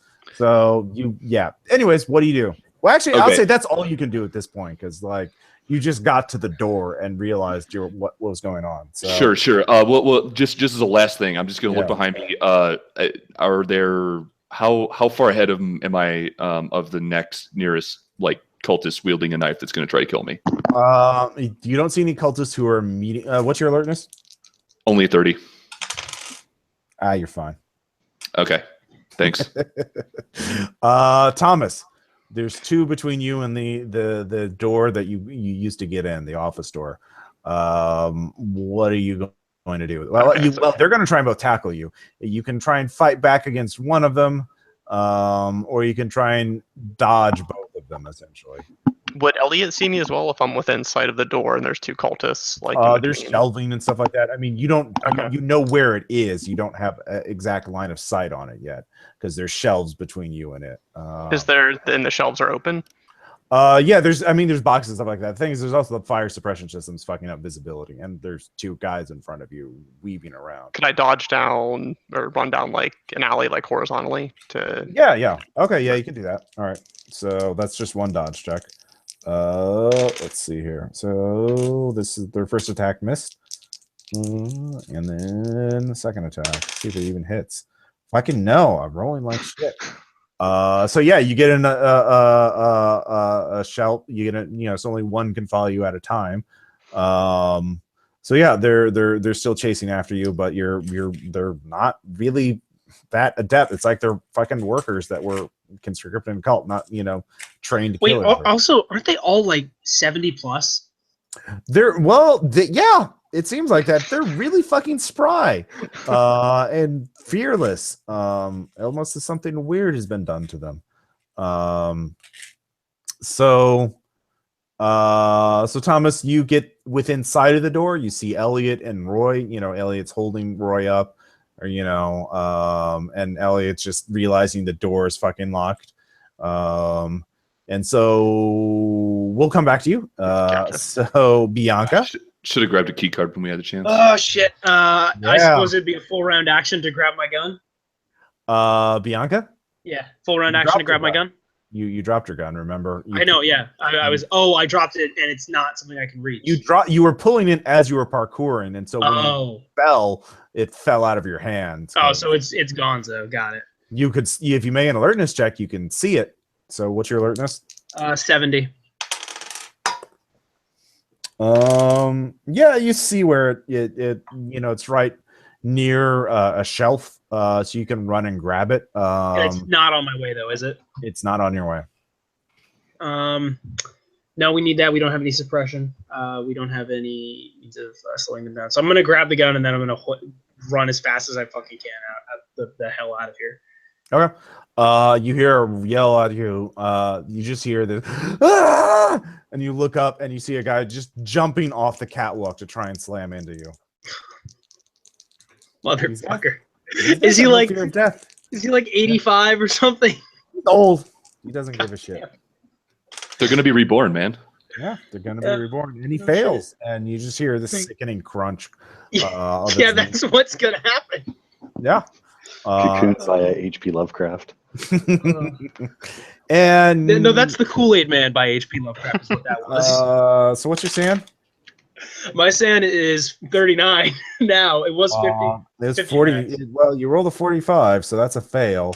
So hang on, is my SAN lowered permanently whenever I lose SAN? Like the number I have to beat? Yeah. Oh shit! Okay, I didn't know that's how this thing works. Yeah, it's like hit points. Think mental hit points. Yeah, only got you it. Can't heal. Well, you can't. Only they don't come back. It doesn't come in Band-Aid. Yeah, Roy, I should have given you the benefit of the doubt and let you have some downtime actions, but Well, I didn't actually have to make a SAN check tonight, other than the PTSD, Ross. So okay, that's fair. Yeah, you didn't see the monster, and then you just called out the cult leader and told her you burned her house down, and you shot him. Hey, I burned your house down. Yeah, fuck you. I mean, I think we all played this very pulp, but we're getting hit with that now. Yeah, a little bit. Well, how much SAN do I lose? Yeah, we'll get into that in the post game. Who did what? Who shot what? Who burned who? How much SAN did I lose? You lost 3.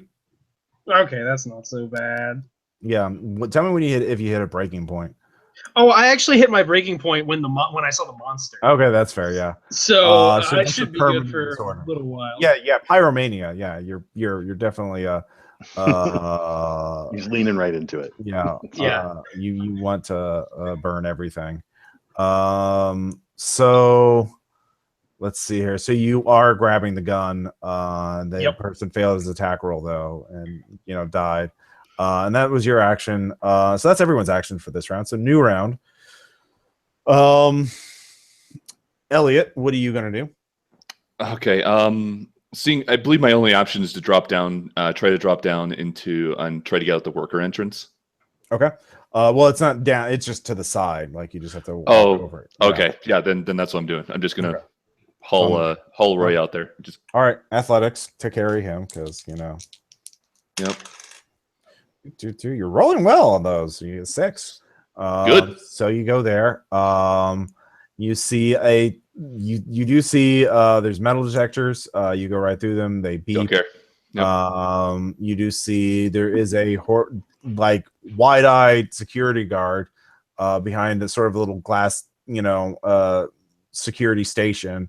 And that's the doorman, and he is basically really confused about what's fucking going on. So yeah. Okay. The doors are closed. Okay. So he has control of the doors, basically. Yes. Okay. There are a bunch of people with knives in there. It's crazy. Please open the door. Please open the door. What's your persuade? It's not very good. I'm panicking. It's a 20. I'm not a persuasive person. No, you're not. And he's like, look, man, what, I got a man bleeding out right here. Okay, like this is like this man is going to die if I don't get him medical attention immediately. Please open the door. For the love of God. So he just starts crying. Look, I can't. I don't want to be on the. I don't want to go back to the ashes. I don't want to go back to the ashes. She's dead. She's dead. Just open the door, please. What do you mean? There was a fight. There were guns. It's chaos. It's chaos. She was shot.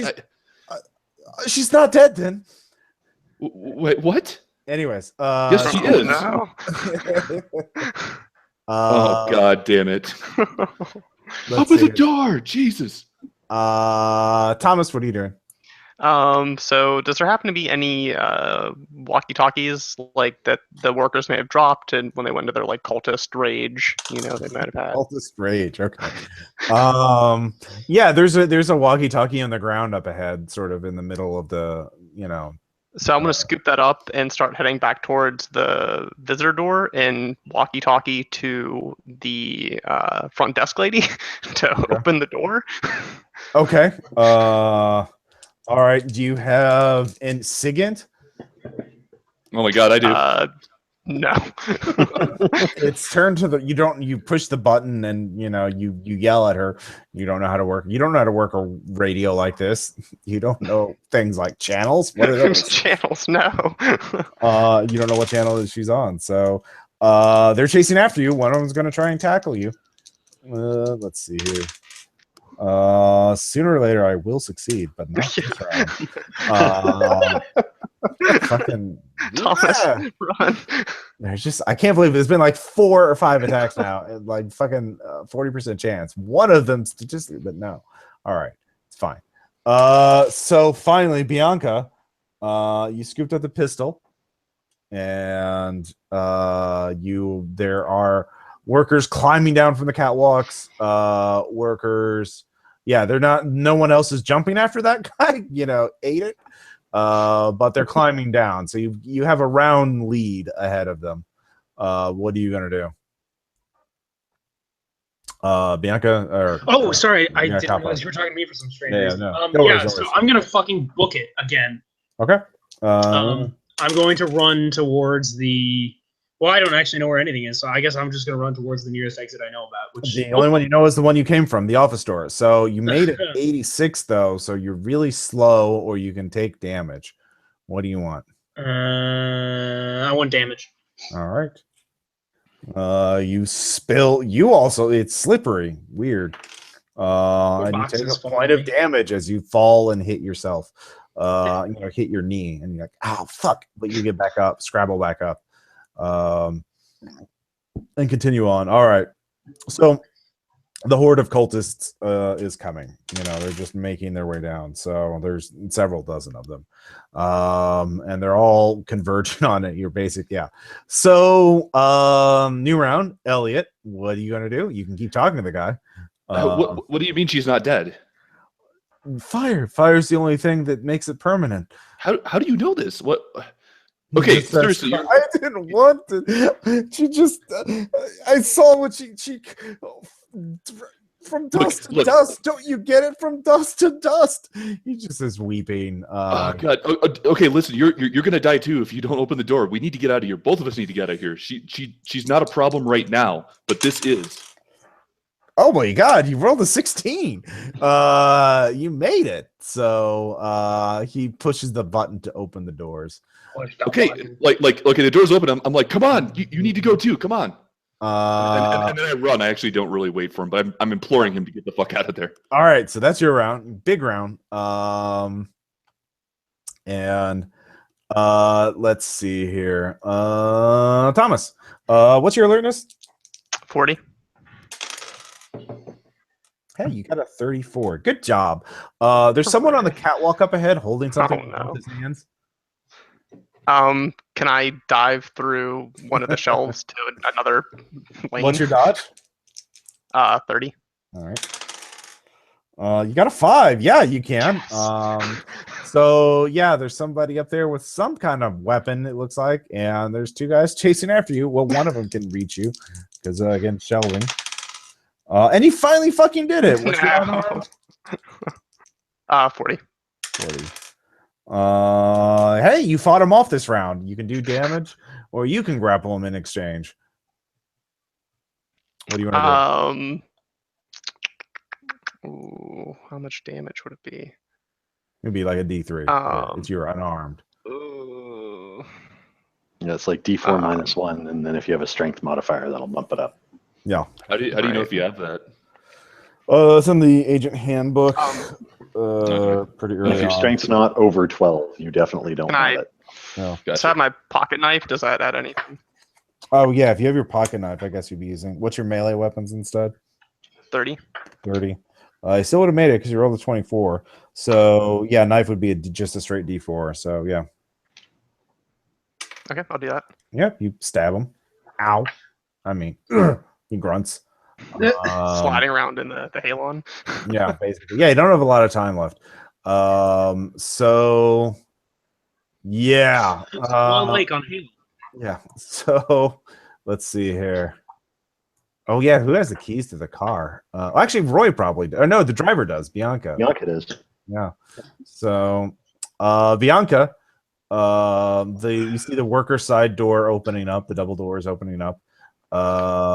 You see Elliot, going up there. You also see Thomas struggling he's between two shelves in an aisle, fighting one of the workers off. There's two workers, but only one of them can reach him. What is your alertness? 70. You rolled a 73. All right. Oh, you fucking kidding me? No, I'm not. It's a bad day for Bianca. It is a bad day for Bianca. What is Bianca going to do? Help Tom? I'm going to run to the door. I'm going to yell at Thomas to get down, and I'm just going to start suppressing with the handgun that I got. Okay. Let's see. You rolled a 99 on your athletics checks to get across. So you slide. Like I said, Swan Lake. How many hit points do you have left? I have 8 left. Okay. Let's see here. You take 2 more points of damage. You slam into an aisle, and your gun slides out of your hand under a shelf, out of reach. And you're and the crowd has time to catch up to you. Well, not entirely. But let's see here. No. Boom. You hear a twang, and somewhere a crossbow bolt hit something, but the guy has shitty aim. So crossbow bolt. That said, mad props to the guy. They're in a warehouse that sells consumer goods. They don't have guns, but they do have hunting goods. So things like crossbows are easy to sell. Mad props to the guy who climbed over the burning fedoras to the crossbow section. Well, it's not burning anymore because of the fire suppression. True. So let's see here. New round, Elliot. You're outside. You're staggering out. Okay. I guess you do hear fire trucks. Okay. Fuck. Okay. I'm looking actually, around. No. Actually, I don't know if there would be fire trucks. Odd or even. For me, you get to call. I'll do odd. I'll call odd again. All right. So odd, there will be fire trucks. 3. Yeah, you do hear a fire truck in the distance. Okay. In the distance. Okay. So I don't see any of the others when I'm out there, right? Outside in front of you, no. If you look back, what's your alertness? It's 30. Yeah, you hear sounds of struggle. Fuck. Okay. I'm gonna set. I guess I'm gonna move out a little bit more and set Roy down. Okay. And then fuck it. I guess I'm going back. Okay. All right. Let's see here. You hear sounds in front of you and then sounds to your right. Okay. To my right. All right. You go over and you see Thomas. Thomas, what are you doing? You gonna keep fighting back, or are you gonna try and break and run? I'll try and break and run. All right. And you do not. And the guy rolls a 5, so he grabs you. and pins you. So well, he grabs you. So you stop. The other, so yeah, so that's you, and then Bianca, what are you gonna do? So I'm like dazed. I got like smashed in the face. How is Thomas looking again? Someone just grabbed him and shoved him down to the ground and is holding him down. Fuck. All I have is fire. How thick is? Yeah. How thick are the clouds of? Pretty thick. Yeah, thick. Fuck. So fire's not gonna do it. Yeah. Fuck. I have a duffel bag. You can set the build it. Well, it's a metal siding, warehouse kind of thing. So setting on fire from the exterior would be really difficult.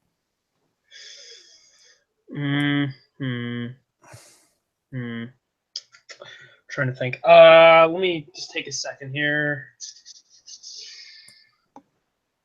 I have demolitions. Could I? This is really fucking reaching it. But could I use demolitions to like knock over, like know which one of the fucking giant shelves to knock over that would help in some way? In what way? Like I knock over a shelf and a box falls off it or something and like hits a guy. No, you don't have time to really figure that out. Yeah, and that's pretty yakety sax bullshit. Yeah. You see the doors are open. You can see the light from outside. You can see Thomas pinned down. You see Elliot coming back in. Fuck, I'm gonna go get Thomas. Okay. All right. So you manage to get up and you run over there. All right. So here's what it's going to boil down to. All the cultists are converging on your position. Elliot and Thomas, you're both there with Thomas, Elliot, and Bianca. You're all there in the same sort of area. Yeah, you explained to me how all three of you are going to get out when there are, Thomas is pinned and the two of you are unarmed versus a horde of cultists or workers or whatever the fuck they are. I was just planning like run over, grab the dude who has him pinned down and just knee him in the face and then try and pull down one of the shelves and just fucking run. Okay. Actually, if you want to, if you want to, do that. I was gonna say, I could help Thomas up. I could pull him out of there. Yeah. Okay. Let's do that. And then we go just fucking run. All right. So here's what happens. Yeah, Bianca, you do knee him in the chest. You hit him off. The second worker is right behind him. Grabs you by the legs. And so now you're grabbed. Elliot, you grab Thomas and pick him up. And now the cultists are the horde of cultists are one round behind, and they're going around both sides of the shelves. So I guess I'm just gonna try and break and run. Okay. Yep. What's your unarmed? My unarmed is 40, but my strength is 65. If it's just breaking out, and Dex is 85. Oh, well, it's an opposed roll, so. Okay, so 40. If I still have the crowbar, I can melee. No, you dropped everything. You've fallen multiple times. You failed to break out of his hold. Both of them are holding you, and it's not going to end well for Bianca. Yes, Thomas and Elliot, what are you going to do? Are you going to run? Just get out. We have to get out. Like we're all going to get pinned here. Yep. So we traded. Great. Yeah. Yep. They just left me. This is Delta Green. You don't all get out. People. All right, Thomas, what is your sorry, your be one more athletic checks to get out for both of you, basically. Okay. Thomas. All right. Actually, well, it's going to be interesting.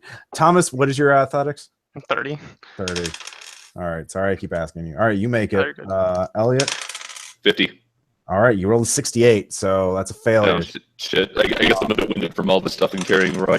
Yep. So, Thomas, you're outside of it. You see Roy. He looks dead. Someone grabs Elliot. You're just running. I assume, are you just going to keep running? Like, might as well. What are you doing? What's your game plan here? Can I help? I mean, I'm assuming I'm running like beside Elliot is, right? Way I can assist him. Someone grabbed him. Someone grabbed him. Yeah. Just to add insult to injury, probably a helplessness sand check in there somewhere. Oh yeah. Yeah.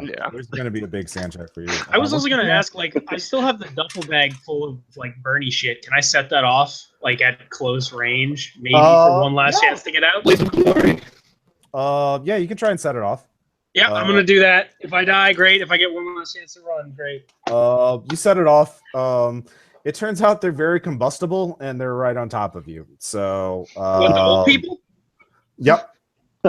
Fuck. Yeah. Yeah. Wait, the old people? They start turning into powder as you burn them, and it's burning hot ashes and burning hair and flesh that falls off and falls on you. So Bianca, is just surrounded by them. They're just animalistic at this point. They're also burning. Is the security guard still there? He disappeared. So Thomas, the only thing left for you to do, you're saying is what? Sorry. After losing, it's down to 65. All right, so you make it. So yeah, you lose 1 for helplessness. Gotcha. So it's not great. But yeah, the fire trucks are getting close, and they stop chasing you after they see the fire truck. So yeah. And yeah, man, you had heavy machinery. You could have done that. Does that mean? Yeah, I also have heavy machinery. I also have that. So. Yeah, Elliot, you were grabbed by like 5 of them. There's no way you can fight them all off. Oh, geez, after all those good rolls, okay, no, that's all right. You failed that. Well, you made several rolls. You kept going back to help people, and so I thought I had a little bit more time than that. All right, that's fine now. That's yeah. I said there was a horde. There's several dozen of them.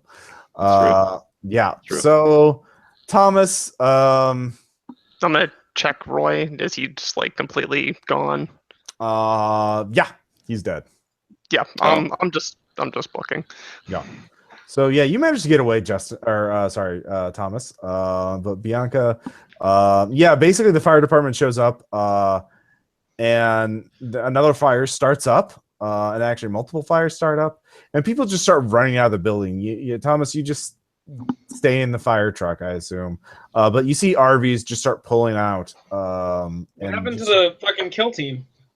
You guys were way early. Like, they're you see SWAT cars coming up minutes later. I do run up whenever the fire trucks get there and tell them, I have friends inside, they've been attacked, they need help, Okay.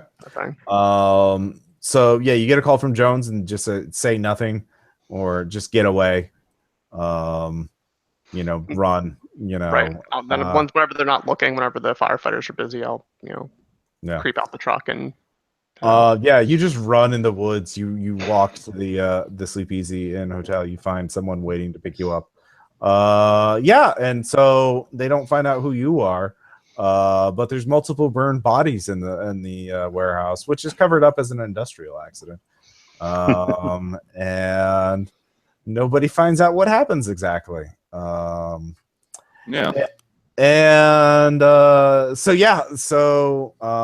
that was Operation Brass Landslide. Question, comments, suggestions. I'll explain it after this. But first, what were your first impressions of it? Oh, I liked it. Yeah. Yeah, I enjoyed it. I'm actually happy that we showed up so comically under-equipped. I'm actually very happy with that. I actually kind of. So I was just like, I'm not going to be a good fighter. Yeah. Okay. Kind of consistent with some of the fiction, but no, like the whole. Did you say inconsistent or consistent? Did you say inconsistent or consistent? No, I said kind of consistent with the fiction. Like, yeah. Being dumped into like a minimal information problem with a lack of hardware. It's pretty common. Like every now and again, it's like, here's a crate of guns. But yeah. Also, we were offered the crate of guns. We just didn't take it. Yeah, we were offered the crate of guns. I got a box of arson. If you guys were a little more cautious at the house, you could have tried to figure out. You could have used your demolitions person to open up the safes and gotten all kinds of clues and also more guns. Hey, I think we handled that. that was the point. Yeah, that was the point at which I knew that it was going to go sideways really hard. Yeah. The horrible temporary insanity, and then the crit fail on noticing that the thing's a shambling, misresurrected mass was like, oh shit. Yep. So if you look at page 210 of the Handler's Guide, you can find out in page 211 the stats of the thing in the basement. The liveliest awfulness. Yep. And when you described it, I was like, oh, I know what this is, but I'm a player today, so I know it's good. Yeah, actually, I have no idea what any of this stuff is. Care to share?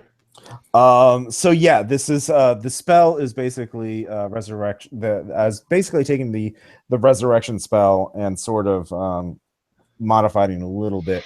Resurrection in the Cthulhu mythos is essentially you reduce a corpse to their essential salts, which is a powdery substance, and then you can resurrect them. Or once a person's been resurrected, you can reduce them back to their essential salts by saying a few things. So that phrase above the door was actually the phrase to unmake the monster in the basement.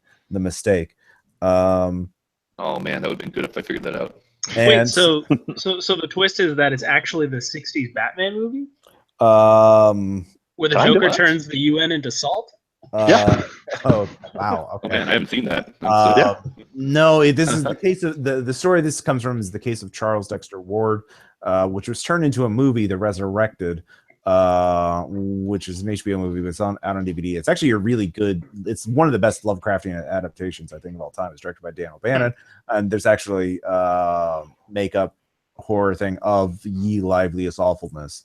So that was really cool. Anyways, so basically, normally the ritual is a lengthy alchemical process. So what if my big thing was, what if a sorcerer, Sonia, figured out was doing this and then figured out how to break through and figure out a way to do it way quicker and easier and faster. And so basically she did have this breakthrough so she could mass kill and then resurrect people, not at the same time. But basically she was finding basically desperate people, taking them to her house, killing them with the spell, and then bringing them back and then explaining things and saying, you work for me now forever and you'll never die, but you have to work for me or I'll just reduce you to your salts. Or all worse yet, the liveliest awfulness is what happens when you take some when you take some of the salts out and then resurrect a person, so they come back raw. Lovecraftian late stage capitalism. Yeah. So so she basically had enslaved these people, but after you get resurrected and killed a few times, your sand kind of goes bye-bye. So they're like, they buy into it. And but of course she's crazy as hell, so she has trances and blacks out and mutters things about the gate and the key and Yog-Sothoth, and basically she realized people were noticing the weirdness with like the person trying to leave, and so she had to reduce them to salts, and so the cops found the abandoned RV and shit like that. So she was actually planning to kill everybody, resurrect them, and then have them all drive their RVs out and just basically live on the road, just become the leader of these people who work for her at different sites while she goes from place to place with her own small personal army of geriatric immortals. Oh my god. Yeah. No, it's an awesome concept. No, Yeah, and so she didn't die. Yeah, when she called for the other two, like the reason why I shot her was actually I was just hoping to distract her. Yeah. Enough for us to get away. I didn't expect to end up, dead. Shot. Yeah. Yeah. Well, I was hoping that. If Sonya is their means of resurrection, then how would she? The way she basically crit succeeded on a ritual check, or basically, I was saying, because if you look at the literature, it's the resurrection thing is connected to Yog-Sothoth. So I said basically, what if she's kind of like another son or child of Yog-Sothoth? So she's like kind of a fucked up, not just a sorcerer, but a mythos entity. So she can she automatically self-resurrects herself if she's killed by any means other than fire. Gotcha. So, which is kind of I was thinking, basically, I had the idea of an auto-resurrecting Bean from a previous scenario that I've run on the Patreon, the one set on the oil rig. I forgot which one that was. Barley Respite, maybe, and basically extrapolating from there. But yeah, so she just has her cult of immortals, and she is immortal too, and nearly unkillable except through fire. Yeah. The only modification I might suggest to this scenario is make the door a little harder to open downstairs. Yeah, that's fair. Because if you show players a locked door, yeah. Yep. Especially if you had the skills to. Well, I mean, the thing about Delta Green is that sort of baked in is that, like, if you act like a normal player character, you're going to fucking die. Like, yeah.